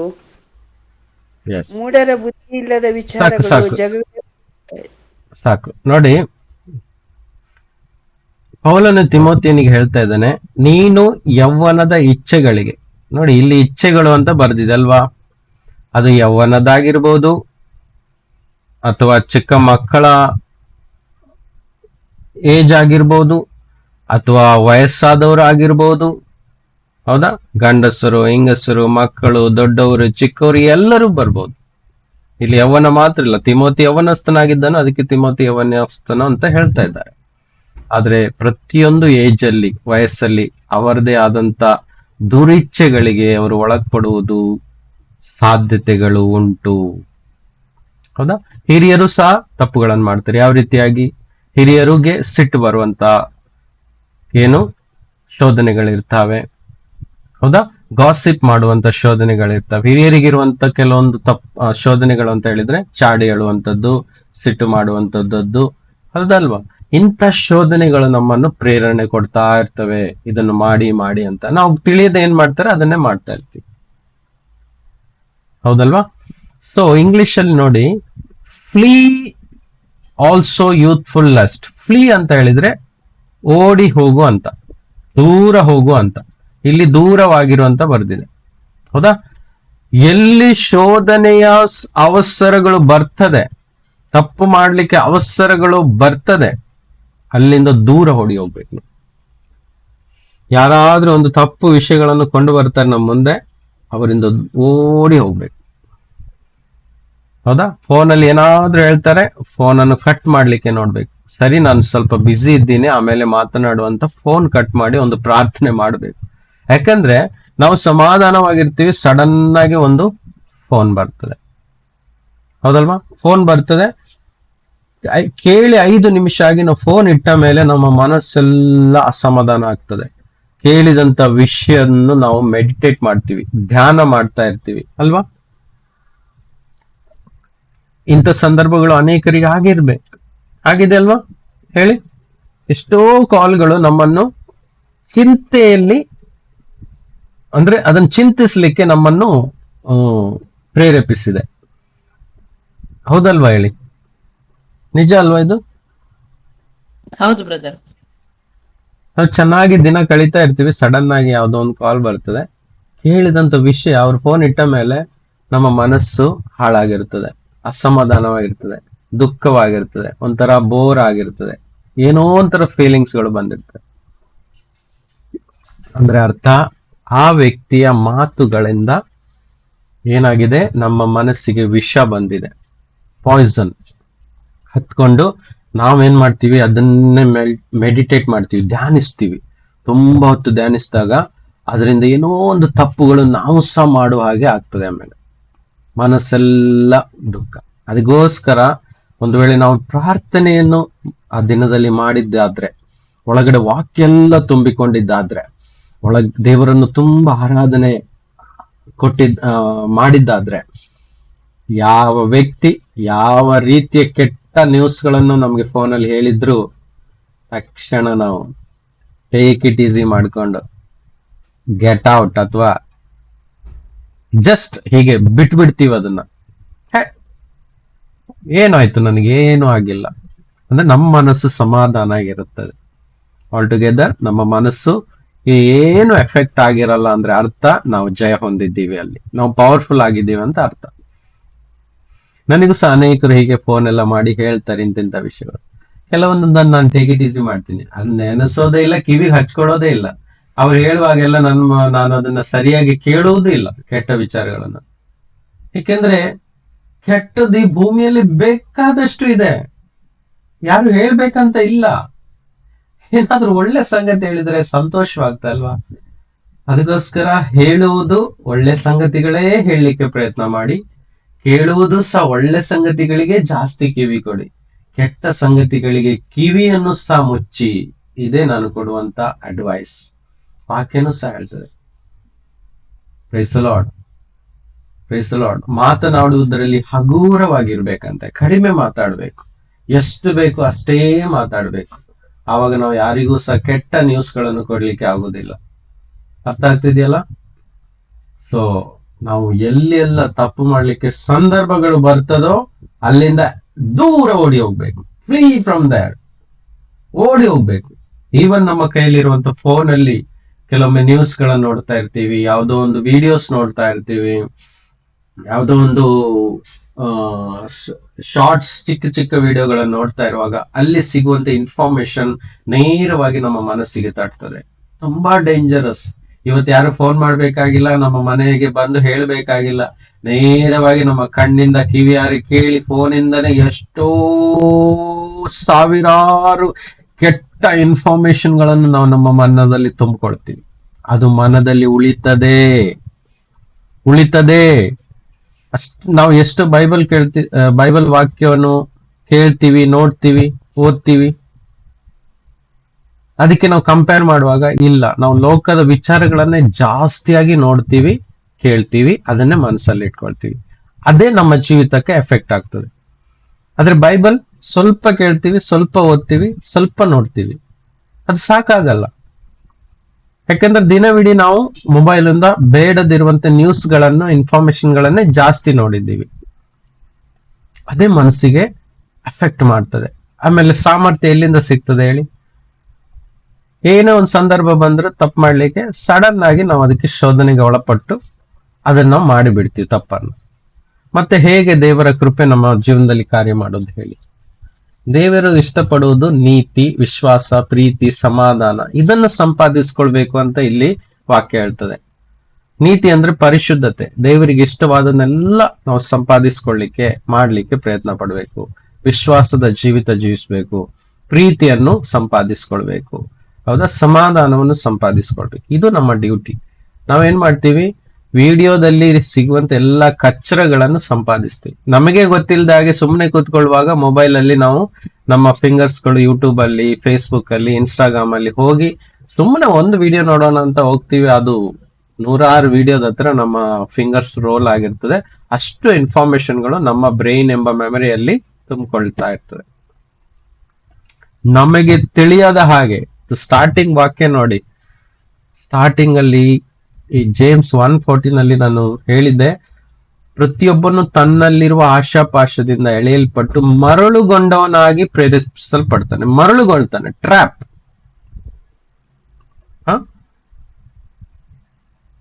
ಆಗ್ತಾನೆ, ಮರಳುಗೊಳ್ತಾನೆ. ಅವನಿಗೆ ಗೊತ್ತಿರಲ್ಲ ಅವನ್ ಏನ್ ಮಾಡ್ತಾ ಇದ್ದಾನಂತ. ಯಾಕಂದ್ರೆ ಈ ಮಾಧ್ಯಮಗಳ ಮುಖಾಂತರ ದೆವ್ವಗಳು ಏನ್ ಮಾಡ್ತವೆ? ಮೊಬೈಲ್ ಅನ್ನು ಹೈಯೆಸ್ಟ್ ಆಗಿ ಉಪಯೋಗಿಸ್ತದೆ. Mobile is good and also bad. It's for good and also for bad. ಇದು ಒಳ್ಳೇದಗೋಸ್ಕರನು ಯೂಸ್ ಆಗ್ತದೆ, ಕೆಟ್ಟದಗೋಸ್ಕರನು ಯೂಸ್ ಆಗ್ತದೆ ಇಲ್ವಾ? ಇದೇ ಫೋನ್ ಅನ್ನು ಉಪಯೋಗಿಸಿ ಒಬ್ಬರಿಗೆ ಮರ್ಡರ್ ಮಾಡಂತಾನು ಹೇಳ್ತಾರಲ್ವಾ? ಎಸ್. ಇದೇ ಫೋನ್ ಅನ್ನು ಉಪಯೋಗಿಸಿ ಒಬ್ಬರಿಗೆ ಸಹಾಯ ಮಾಡು, ಅವನಿಗಿಷ್ಟು ಹಣ ಕೊಟ್ಟು ಅವನ ಕಷ್ಟದಲ್ಲಿ ಸಹಾಯ ಮಾಡು ಅಂತ ಹೇಳ್ತದೆ ಅಲ್ವಾ? ಹೌದಾ? ಇದೇ ಫೋನ್ ಇಂದ, ಗೂಗಲ್ ಪೇ ಇಂದ ಒಬ್ಬರಿಗೆ ಕಷ್ಟದಲ್ಲಿ ಹಣವನ್ನು ಕಳಿಸಿ ಸಹಾಯ ಮಾಡಬಹುದು. ಅಥವಾ ಇದೇ ಗೂಗಲ್ ಫೋನ್ ಇಂದ ಒಬ್ಬರಿಗೆ ಹಣ ಕಳಿಸಿ ಬೇರೆಯವರ ಜೀವಿತ ಹಾಳು ಮಾಡುವಂತಾನು ಹೇಳ್ಬೋದು. ಸೊ ನಾವು ಯಾವ ರೀತಿಯಲ್ಲಿ ಈ ಮಾಧ್ಯಮಗಳನ್ನು ಉಪಯೋಗಿಸ್ತೀವಿ ಅನ್ನೋದೇ ಮುಖ್ಯ. ಅದು ಜ್ಞಾನ, ಅದು ಎಚ್ಚರಿಕೆ, ಅದು ದೇವರು ಕೊಡುವಂತ ವಿವೇಕ. Praise the Lord. Amen. So phone ತುಂಬಾ ಜಾಗ್ರತೆ, ನಮ್ಮ ಮನಸ್ಸನ್ನು ತುಂಬಾ ಎಚ್ಚರವಾಗಿ ಕಾಯ್ದುಕೊಳ್ಬೇಕು. ನಾನೇ ಓದ್ತೀನಿ, ಓದ್ಬೋದು ಬೇಡ. ಕೀರ್ತನೆ 1:1 ಮತ್ತು 2 ಹೀಗೆ ಹೇಳ್ತದೆ. ಕೀರ್ತನೆ 1ನೇ ಅಧ್ಯಾಯ ವಾಕ್ಯ 1-2. ದುಷ್ಟರ ಆಲೋಚನೆಯಂತೆ ನಡೆಯದೆ, ಪಾಪಾತ್ಮರ ಮಾರ್ಗದಲ್ಲಿ ನಿಂತುಕೊಳ್ಳದೆ. ನೋಡಿ, ಎಲ್ಲಿ ಎಲ್ಲ ಪಾಪದ ಸಂದರ್ಭಗಳಿರ್ತವೆ ಅಲ್ಲಿ ನಿಂತ್ಕೊಳ್ಳೇಬಾರ್ದು, ಇಮ್ಮಿಡಿಯೇಟ್ ಆಗಿ ಎಸ್ಕೇಪ್ ಆಗ್ಬೇಕು. ಅಲ್ಲಿ ಕೂತ್ಕೊಳ್ಳದೆ ಅಂತ ಬರ್ದಿದೆ. ಅಂದ್ರೆ ಅಲ್ಲಿ ನಾವು ಎಂಟರ್ಟೈನ್ ಮಾಡ್ಲೇಬಾರ್ದು. ಕೆಲವೊಂದು ಸೆಕೆಂಡ್, 30 ಸೆಕೆಂಡ್ ಅಲ್ಲಿ ನಾವು ನಿಂತು ಬಿಟ್ರೆ ಆ ಪಾಪ ಮಾಡುವ ಇಚ್ಛೆ ನಮಗೂ ಆಗ್ತದೆ. ಉದಾಹರಣೆಗೆ ಫೋನ್ ಅಲ್ಲಿಯೂ ಸಹ ಕೆಟ್ಟದಾದ ಏದಾದ್ರು ಒಂದು ಸಂಗತಿ ನೋಡ್ತಾ ಇದ್ರೆ ಅದರಲ್ಲಿ ನಮ್ಮ ಇಚ್ಛೆ ಉಂಟಾಗ್ಲಿಕ್ಕೆ ಆರಂಭ ಆಗ್ತದೆ. ತಕ್ಷಣವೇ ಅದನ್ನ ನಾವು ಎಸ್ಕೇಪ್ ಮಾಡಿಬಿಡ್ಬೇಕು, ಅದನ್ನ ಸ್ಕಿಪ್ ಮಾಡಿಬಿಡ್ಬೇಕು, ಆಫ್ ಮಾಡಿಬಿಡ್ಬೇಕು. ಅಥವಾ ಯಾರಾದ್ರೂ ಒಂದು ಬೇಡದೇ ಇರುವಂತ ಸಂಗತಿ ಹೇಳ್ತಾ ಇದ್ದಾರೋ, ಕೆಟ್ಟ ಸಂಗತಿ ಹೇಳ್ತಾ ಇದ್ದಾರೋ, ಅದನ್ನ ಕೇಳ್ಬೇಕಂತ ಒಂದು ಕುತೂಹಲ 30 ಸೆಕೆಂಡ್, 1 ನಿಮಿಷ, 2 ನಿಮಿಷ ಕೇಳ್ತಾ ಹೋಗ್ತದೆ. ಮತ್ತು ಕಂಟಿನ್ಯೂ ಆಗಿ 10 ನಿಮಿಷದವರೆಗೂ ನಾವು ಕೇಳ್ತೀವಿ. ಯಾಕಂದ್ರೆ ಇಂಟ್ರೆಸ್ಟ್ ಆಗ್ತದೆ. ನೋಡಿ, ಇವತ್ತು ಇಂಟ್ರೆಸ್ಟ್ ಮಾಡುವಂತ ಸಂಗತಿಗಳೇ ನ್ಯೂಸ್ ಅಲ್ಲಿ ಜಾಸ್ತಿ. ಇವತ್ತು ನ್ಯೂಸ್ ಚಾನೆಲ್ಗಳು ಅನೇಕರು ನೋಡ್ತಾರೆ, ತಪ್ಪಲ್ಲ ಅಂತ ತಿಳ್ಕೊಳ್ತಾರೆ. ಸರಿ, ನ್ಯೂಸ್ ಅಲ್ಲಿ ಬರುವಂತ 100 ವಿಷಯಗಳು ಅಂತ ಬರ್ತಲ್ವಾ, 100 ನ್ಯೂಸ್ ಅಂತ ಬರ್ತದೆ. ಈ ರೀತಿಯಾಗಿ ಎಲ್ಲ ಬರ್ತದೆ ಅಲ್ವಾ? ಅರ್ಧ ನಿಮಿಷಕ್ಕೆ ಒಂದೊಂದು ಚುಟುಕಾದಂತ ನ್ಯೂಸ್ ಗಳನ್ನು 100 ವಿಷಯಗಳನ್ನು ಮಾಡಿ ತೋರಿಸ್ತಾರೆ. ಅದರಲ್ಲಿ ಜಾಸ್ತಿಯಾಗಿ ಕೊಲೆ, ಹಾರ್ಟ್ ಅಟ್ಯಾಕ್, ಆಕ್ಸಿಡೆಂಟ್, ಹೌದಾ, ಇಂಥ ಸಂಗತಿಗಳು. ಅಲ್ಲಿ ಭೂಕಂಪ, ಇಲ್ಲಿ ನಾಶನ, ಇಲ್ಲಿ ಮರಣ, ದುರ್ಮರಣ. ಯಾವ್ದು ಪಾಸಿಟಿವ್ ನ್ಯೂಸ್ ಇದೆಯಾ ನೋಡಿ? ಪಾಸಿಟಿವ್ ಮತ್ತೆ ನೆಗೆಟಿವ್ ನ್ಯೂಸ್ ಇದನ್ನ ಕಂಪೇರ್ ಮಾಡಿ ನೋಡಿದ್ರೆ 99% ನೆಗೆಟಿವ್ ನ್ಯೂಸ್ ಇದೆ. ಅದಕ್ಕೆ ಹೇಳ್ತೀನಿ, ದಯವಿಟ್ಟು ನ್ಯೂಸ್ ಗಳನ್ನ ನೋಡ್ಬೇಡಿ. ಒಂದು 2 ಮಿನಿಟ್ಸ್ ಅಥವಾ 5 ಮಿನಿಟ್ಸ್ ಸಮ್ಮರಿ ನೋಡ್ಬಿಟ್ಟು ಹಂಗೆ ಅದನ್ನು ಮುಚ್ಚಿಬಿಡಿ. ನೋ ಯೂಸ್, ಅದು ತಲೆ ಕೆಡಿಸ್ತದೆ ಅಲ್ವಾ. ಸೊ ದಯವಿಟ್ಟು ಅದ್ರ ಮುಂದೆ ವಾಕ್ಯ ಹೇಳ್ತದೆ, ಯೆಹೋವನ ಧರ್ಮಶಾಸ್ತ್ರದಲ್ಲಿ ಅಂದ್ರೆ ಇವತ್ತು ಯೇಸು ಕ್ರಿಸ್ತನ ವಾಕ್ಯದಲ್ಲಿ ಆನಂದ ಪಡುವನಾಗಿ ಅದನ್ನೇ ಹಗಲಿರುಳು ಧ್ಯಾನಿಸುತ್ತಿರುವವನು ಅವನು ಎಷ್ಟೋ ಧನ್ಯನು. ನಮ್ಮ ಜೀವಿತ ಧನ್ಯ ಆಗ್ಬೇಕಂದ್ರೆ ಕರ್ತನ ವಾಕ್ಯದನ್ನು ಧ್ಯಾನಿಸ್ಬೇಕು. ಇದು ಧರ್ಮಶಾಸ್ತ್ರ ಅಂದ್ರೆ ಮೋಶೆಯ ಧರ್ಮಶಾಸ್ತ್ರ ಅದಲ್ಲ.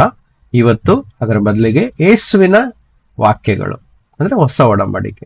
ನೋಡಿ, ಯೋಹನ್ನ 8:31 ಹೀಗೆ ಹೇಳ್ತದೆ. ಯೋಹನ್ನ 8:31 ನಾನು ಬೇರೆ ಒಂದು ಟ್ರಾನ್ಸ್ಲೇಷನ್ ಓದ್ತಾ ಇದ್ದೇನೆ. ಯೇಸು ಸ್ವಾಮಿ ತಮ್ಮಲ್ಲಿ ನಂಬಿಕೆ ಇಟ್ಟಿದ್ದ ಯಹೂದ್ಯರಿಗೆ ಹೀಗೆಂದರು, ತನ್ನ ಮಾತಿಗೆ ನೀವು ಶರಣಾದರೆ ನಿಜವಾಗಿಯೂ ನೀವು ನನ್ನ ಶಿಷ್ಯರು ಮತ್ತು ನೀವು ಸತ್ಯವನ್ನು ಅರಿತುಕೊಳ್ಳುವಿರಿ, ಆ ಸತ್ಯವು ನಿಮಗೆ ಸ್ವಾತಂತ್ರ್ಯ ನೀಡುವುದು. ಯೇಸುವಿನ ಮಾತಿಗೆ ಶರಣಾಗ್ಬೇಕು. ಅರ್ಥ ಆಗ್ತಿದ್ಯಾ? ಇಂಗ್ಲಿಷ್ ಅಲ್ಲಿ ನೋಡಿ, if you abide in my word ಅಂದ್ರೆ continually obeying my teachings and living in accordance with them. Amplified Bible ಹೀಗೆ ಹೇಳ್ತದೆ, ಯೇಸುವಿನ ವಾಕ್ಯದಲ್ಲಿ ನಿರಂತರವಾಗಿ ಯೇಸುವಿನ ವಾಕ್ಯವನ್ನು ಪಾಲಿಸಿ, ಆತನ ಶಿಕ್ಷಣವನ್ನು ಪಾಲಿಸಿ, ಅದರೊಂದಿಗೆ ಜೀವಿಸುವಂತ ಒಂದು ಜೀವಿತ ಇರುವುದಾದ್ರೆ ಅವನಿಗೆ ಸ್ವಾತಂತ್ರ್ಯ ಸಿಗ್ತದೆ. ಜೀವನದಲ್ಲಿ ಸ್ವಾತಂತ್ರ್ಯ, ಬಿಡುಗಡೆ, ಜಯ ಸಿಗ್ತದೆ. ಸೊ ನಮ್ಮ ಡ್ಯೂಟಿ ಹಗಲು ರಾತ್ರಿ ಕಂಟಿನ್ಯೂ ಆಗಿ ಏನಾಗಿರ್ಬೇಕು, ಯೂಟ್ಯೂಬ್, ಇನ್ಸ್ಟಾ, ಫೇಸ್ಬುಕ್ ಅಥವಾ ಫೋನಲ್ಲಿ ಟಾಕಿಂಗ್. ಕೆಲವರು ಫೋನಲ್ಲಿ ತುಂಬಾ ಹೊತ್ತು ಗಂಟೆಗಟ್ಟಲೆ ಮಾತಾಡ್ತಾ ಇರ್ತಾರೆ, ಅದರಲ್ಲಿ ಸಂತೋಷ ಪಡ್ತಾರೆ. ಮುಂದಿನ ವ್ಯಕ್ತಿಯ ಅವಿಶ್ವಾಸಿ ಸಹ ಆಗಿರ್ಬೋದು ಅಥವಾ ವಿಶ್ವಾಸಿ ಆಗಿದ್ರು ಸಹ ಅವನು ಮಾತನಾಡುವಂತ ವಿಷಯಗಳೇ ಲೋಕದ ಪರವಾಗಿರ್ತದೆ. ಅದಕ್ಕೋಸ್ಕರ ಲೋಕವು, ಲೋಕದಲ್ಲಿರುವ ವಿಷಯಗಳ ಮೇಲೆ ನಮಗೆ ಪ್ರೀತಿ ಹುಟ್ಟಿದ್ರೆ ಅದು ದೇವರಿಗೆ ಶತ್ರುತ್ವ. ಹೌದಲ್ವಾ? ಅದು ದೇವರಿಗೆ ಶತ್ರುತ್ವ. ಹಾಗಾಗಿ ಅದನ್ನೆಲ್ಲ ಅವಾಯ್ಡ್ ಮಾಡ್ತಾ ನಾವು ಶೋಧನೆಯಿಂದ ತಪ್ಪಿಸ್ಕೊಳ್ಳಿಕ್ಕೆ ಸಾಧ್ಯ. ಇನ್ನೊಂದು ವಾಕ್ಯ, ಜೇಮ್ಸ್ 4:7-8 ಓದಿದ್ರೆ ಚೆನ್ನಾಗಿರುತ್ತೆ. ಓದಿ. ಯಾಕೋಬ 4 ವಾಕ್ಯ 7 ಮತ್ತೆ 8. ಯಾಕೋಬ 4:7-8.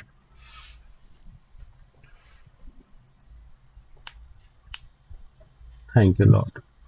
ಓದ್ತೀರಾ ಕ್ವಿಕ್ ಆಗಿ? ಹೀಗಿರಲಾಗಿ ದೇವರಿಗೆ ಒಳಗಾಗಿರಿ, ಸೈತಾನನ್ನು ಎದುರಿಸಿರಿ, ಅವನು ನಿಮ್ಮನ್ನು ಬಿಟ್ಟು ಓಡಿ ಹೋಗುವನು. ದೇವರ ಸಮೀಪಕ್ಕೆ ಬನ್ನಿರಿ, ಆಗ ಆತನು ನಿಮ್ಮ ಸಮೀಪಕ್ಕೆ ಬರುವನು. ಸಾಕು ನೋಡಿ, ಸಾಕು ಸಾಕು. ಹೀಗಿರಲಾಗಿ ದೇವರಿಗೆ ಒಳಗಾಗಿರಿ. Submit to god. ನೋಡಿ, ಶೋಧನೆಯಿಂದ ಕಾಪಾಡಿಕೊಳ್ಳಿಕ್ಕಿರುವಂತ ಮಾರ್ಗಗಳು, ಆದಷ್ಟು ದೇವರಿಗೆ ನಾವು ಸರೆಂಡರ್ ಮಾಡ್ಕೋಬೇಕು, ನಮ್ಮನ್ನು ಒಪ್ಪಿಸ್ಕೊಡ್ತಾ ಇರ್ಬೇಕು. ಸಮಯ ಸಿಕ್ಕದಾಗೆಲ್ಲ, ಟೆಂಪ್ಟ್ ಆದಾಗೆಲ್ಲ, ನಿರಾಶೆ ಆದಾಗೆಲ್ಲ, ದುಃಖ ಆದಾಗೆಲ್ಲ, ನೋವು ಆದಾಗೆಲ್ಲ, ಸ್ಟ್ರೆಸ್ ಆದಾಗೆಲ್ಲ ದೇವರ ಸನ್ನಿಧಿಯಲ್ಲಿ ಕೂತ್ಕೊಂಡು, ಒಂದು ಕಡೆ ಕೂತ್ಕೊಂಡು, ದೇವರೇ ನನ್ನನ್ನು ಒಪ್ಪಿಸ್ತಾ ಇದ್ದೇನೆ, ಆಗ್ತಾ ಇಲ್ಲ, ಭಾರವಾಗಿದೆ ಅಂತ ಒಪ್ಪಿಸ್ಕೊಡ್ಬೇಕು. ಸಬ್ಮಿಟ್ ಮಾಡ್ಬೇಕು, ಶರಣ ಆಗ್ಬೇಕು, ಒಪ್ಪಿಸಿಕೊಡ್ಬೇಕು. ದೇವ, ನನ್ನ ಶರೀರ, ಆತ್ಮವನ್ನು, ಮನಸ್ಸನ್ನು ನಿನ್ನ ಕೈಲಿ ಒಪ್ಪಿಸ್ತೇನೆ ಅಂತ ಒಂದು ಪ್ರಾರ್ಥನೆ ಮಾಡಿ ಸ್ವಲ್ಪ ಹೊತ್ತು ಮಲಗಿದ್ರೂ ಪರವಾಗಿಲ್ಲ, ದೇವರು ಟೇಕ್ ಓವರ್ ಮಾಡ್ತಾರೆ. ಯಾಕಂದ್ರೆ ನಾವು ಬಲಹೀನರು, ಶರೀರ ಬಲಹೀನತೆಯಲ್ಲಿದೆ ಇನ್ನೂ ಸಹ. ಅದಕ್ಕೆ ಎಷ್ಟು ನಾವು ಆತ್ಮದಲ್ಲಿ ನಡೀತೀವಿ ಅಷ್ಟು ನಾವು ಏನ್ ಮಾಡ್ತೀವಿ, ಈ ಶರೀರದ ಇಚ್ಛೆಗಳನ್ನಾಗ್ಲಿ ಶೋಧನೆಗಳನ್ನಾಗ್ಲಿ ನಾವು ಜಯಿಸ್ಲಿಕ್ಕೆ ಸಾಧ್ಯ. ಎಷ್ಟು ನಾವು ದೇವರ ಆತ್ಮನ ಪ್ರೇರಣೆಯಿಂದ ನಡಿತೀವಿ, ಎಷ್ಟು ದೇವರಿಗೆ ಒಳಗಾಗಿ ದೇವರ ಪ್ರೇರಣೆಯಿಂದ ನಾವು ನಡಿತೀವಿ, ಅಷ್ಟು ನಾವು ಬರುವಂತ ಎಲ್ಲಾ ಶೋಧನೆಗಳಿಂದ ಜಯಿಸ್ಲಿಕ್ಕೆ ಸಾಧ್ಯ. ಸೊ ದೇವರಿಗೆ ಒಳಗಾಗ್ಬೇಕು, ಸರೆಂಡರ್ ಆಗ್ಬೇಕು, ಒಪ್ಪಿಸ್ಕೊಡ್ಬೇಕು, ಪದೇ ಪದೇ ಒಪ್ಪಿಸ್ಕೊಡ್ಬೇಕು. ಯಾಕಂದ್ರೆ ದಿನವೆಲ್ಲ ಹೋರಾಟ, ಲೋಕದಲ್ಲೆಲ್ಲ ತಿರುಗಾಡ್ತಾ ಇರ್ತೀವಿ, ಕೆಲಸ ಮಾಡ್ತಾ ಇರ್ತೀವಿ, ಮರ್ತೋಗಿರ್ತೀವಿ ದೇವರನ್ನು. ಹೌದಲ್ವಾ? ಕೆಲವೊಂದು ಸಮಯಕ್ಕೆ ಮರ್ತೋಗಿರ್ತೀವಿ, ವಾಕ್ಯಗಳನ್ನು ಮರ್ತೋಗಿರ್ತೀವಿ. ದುಷ್ಟನು ಬಂದನು ವಾಕ್ಯ ನಮ್ಮಿಂದ ಮರಿಲಿಕ್ಕೆ ಎಲ್ಲ ಕುತಂತ್ರಗಳನ್ನು ಮಾಡ್ತಾ ಇರ್ತಾನೆ. ಅದಕ್ಕೋಸ್ಕರ ಒಂದು ಕಡೆ ಬಂದು ಶಾಂತವಾಗಿ ದೇವರಿಗೆ ಒಪ್ಪಿಸ್ಕೊಡ್ಬೇಕು. ಅಪ್ಪ, ನಮ್ಮನ್ನೇ ಒಪ್ಪಿಸ್ಕೊಡ್ತಾ ಇದ್ದೀನಿ ಅಂತ ಆತನ ಸಮೀಪಕ್ಕೆ ಬರ್ಬೇಕು. ಒಂದು ಕಡೆ ಬಂದು ಕರ್ತನನ್ನು ಕರೆದು ಆತನ ಸಮೀಪಕ್ಕೆ ಬರ್ಬೇಕು. ಅಂತ ಹೇಳಿದ್ರೆ ಆತ ನಮ್ಮ ಜೊತೆಯಲ್ಲೇ ಇದ್ದಾನೆ, ಬಿಟ್ಟು ಹೋಗಲ್ಲ ಖಂಡಿತ. ಸಮೀಪಕ್ಕೆ ಬರುವುದಂತ ಹೇಳಿದ್ರೆ ಆತನನ್ನು ನೆನೆಸ್ಕೊಳ್ಬೇಕು. ಸಮೀಪಕ್ಕೆ ಬರುವುದಂತ ಹೇಳಿದ್ರೆ ಆತನನ್ನು ನೆನೆಸ್ಕೊಳ್ಳುವುದು, ಕರ್ತನೇ ಅಂತ ಕೂಗುವುದು. ನಾವು ಬೈಬಲಲ್ಲಿ ನೋಡುವಾಗ್ಲೆಲ್ಲ ಕರ್ತನೇ ಅಂತ ಹೇಳುವಾಗ ಕರ್ತನು ಅಲ್ಲಿಂದ ಕೇಳುವನಾಗಿದ್ದನು ಅನೇಕರಿಗೆ, ಅಲ್ವಾ? ಸೊ ಕರ್ತನು ಸಹ ನಮಗೆ ಮಗ ಅಥವಾ ಮಗಳೇ ಅಂತ ಕೂಗ್ತಾ ಇರ್ತಾರೆ, ಕರಿತಾ ಇರ್ತಾರೆ. ಅವಾಗ ನಾವು ಹೌದು ಸ್ವಾಮಿ, ಕರ್ತನೇ ನಾನು ಇದ್ದೇನೆ ಅಂತ ಹೇಳುವರಾಗಿರ್ಬೇಕು. ಅದೇ ಆತನ ಸಮೀಪಕ್ಕೆ ಬರುವಂತದ್ದು. ಆತನಿದ್ದಾನೆ ಜೊತೆಯಲ್ಲಿ, ಆದ್ರೆ ನಾವು ಮರ್ತಿರ್ತೀವಿ ಆತನನ್ನು. ಸೊ ಪದೇ ಪದೇ ಆತನ ಸಂಗಡ ನಾವು ಬರ್ತಾ ಇರ್ಬೇಕು. ಸೊ ಈ ವಾಕ್ಯವನ್ನು ಓದುವ. ಹೀಬ್ರು 4 ವಾಕ್ಯ 15, 16.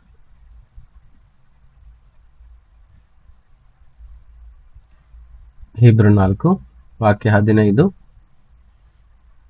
ಬೇಗ.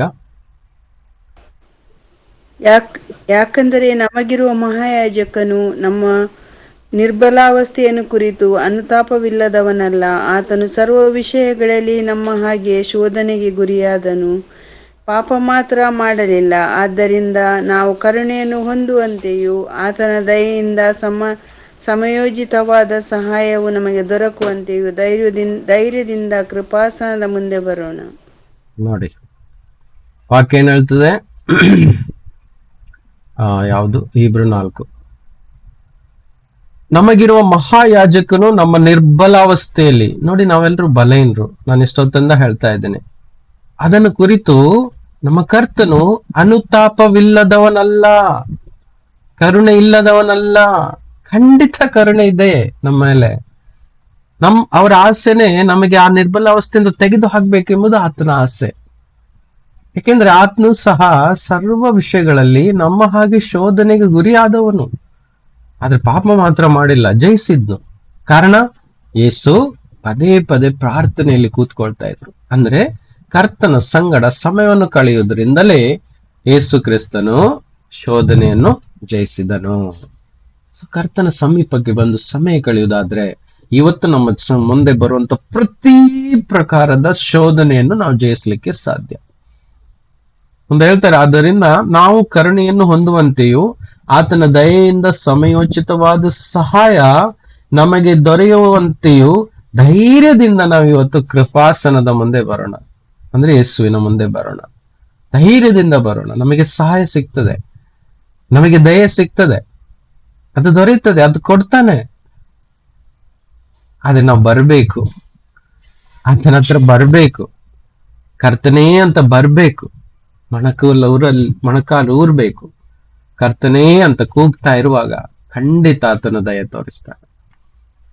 ಆಮೇಲೆ ಇನ್ನೊಂದು ವಾಕ್ಯ, ಗಲಾತಿ 5:16. ಗಲಾತೆ 5:16.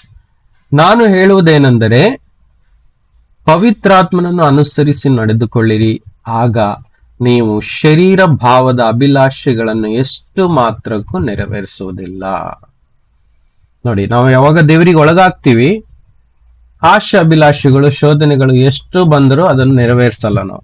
ಕಾರಣ ಒಳಗೆ ಬೇರೆ ಯಾರು ಇರ್ತಾರಲ್ವಾ, ಅದಕ್ಕೆ. ಒಳಗೆ ಆ ಪವಿತ್ರಾತ್ಮನ ನಡೆಸುವಿಕೆ ಇದ್ರೆ, ಪ್ರೇರಣೆ ಇದ್ರೆ, ಹೊರಗಡೆಯಿಂದ ಬರುವಂತ ಕೆಟ್ಟ ಅಭಿಲಾಷೆಗಳು, ಪಾಪಕ್ಕೆ ಸಂಬಂಧವಾದಂತ ಶೋಧನೆಗಳನ್ನು ನಾವು ಮಾಡ್ಲಿಕ್ಕೆ ಆಗುವುದಿಲ್ಲ. ಕಾರಣ ಒಳಗೆ ಪವಿತ್ರಾತ್ಮನು ನಮ್ಮನ್ನು ನಡೆಸ್ತಾ ಇರ್ತಾನೆ. ಅದಕ್ಕೆ ಈ ವಾಕ್ಯ ಹೇಳ್ತದೆ, ಆದಷ್ಟು ದೇವರ ಆತ್ಮನಿಗೆ ಒಳಗಾಗಿ ಆತನ ಪ್ರೇರಣೆಯಲ್ಲಿ ನಡೆಯಿರಿ, ಆತನನ್ನು ಅನುಸರಿಸಿರಿ, ಆತನ ಶಬ್ದಗಳನ್ನು ಕೇಳಿ. ಅದು ಯಾವಾಗ ಸಾಧ್ಯ? ಜಾಸ್ತಿ ಹೊತ್ತು ಆತನ ಸಾನ್ನಿಧ್ಯದಲ್ಲಿ ಕೂತ್ಕೊಂಡಾಗ ಮಾತ್ರ ಸಾಧ್ಯ. ಯೇಸುವೇ ಸಮಯವನ್ನು ಕಳೀತಿದ್ರು ಅಂತ ಹೇಳಿದ್ರೆ ನಾವು ಎಷ್ಟು ಸಮಯ ಕಳಿಬೇಕು ಅಲ್ವಾ? ತಂದೆ ಮುಂದೆ ಕರ್ತನು ತುಂಬಾ ಸಮಯ ಕಳೀತಾ ಇದ್ರು. ಅದೇ ರೀತಿ ನಾವು ಕಳೆಯುವುದಾದ್ರೆ ಎಲ್ಲ ಶೋಧನೆಯಿಂದ ಪಾರಾಗ್ಲಿಕ್ಕೆ ಸಾಧ್ಯ. ಕೊನೆಯ ವಾಕ್ಯ ಓದುವ. ಕೊನೆಯ ವಾಕ್ಯ 1 ಕೊರಿಂಥ 10 12 13 ಯಾರಾದ್ರೂ ಓದಿ. 1 Corinthians 10 verse 12 and 13 ಕೊನೆಯ ವಾಕ್ಯ.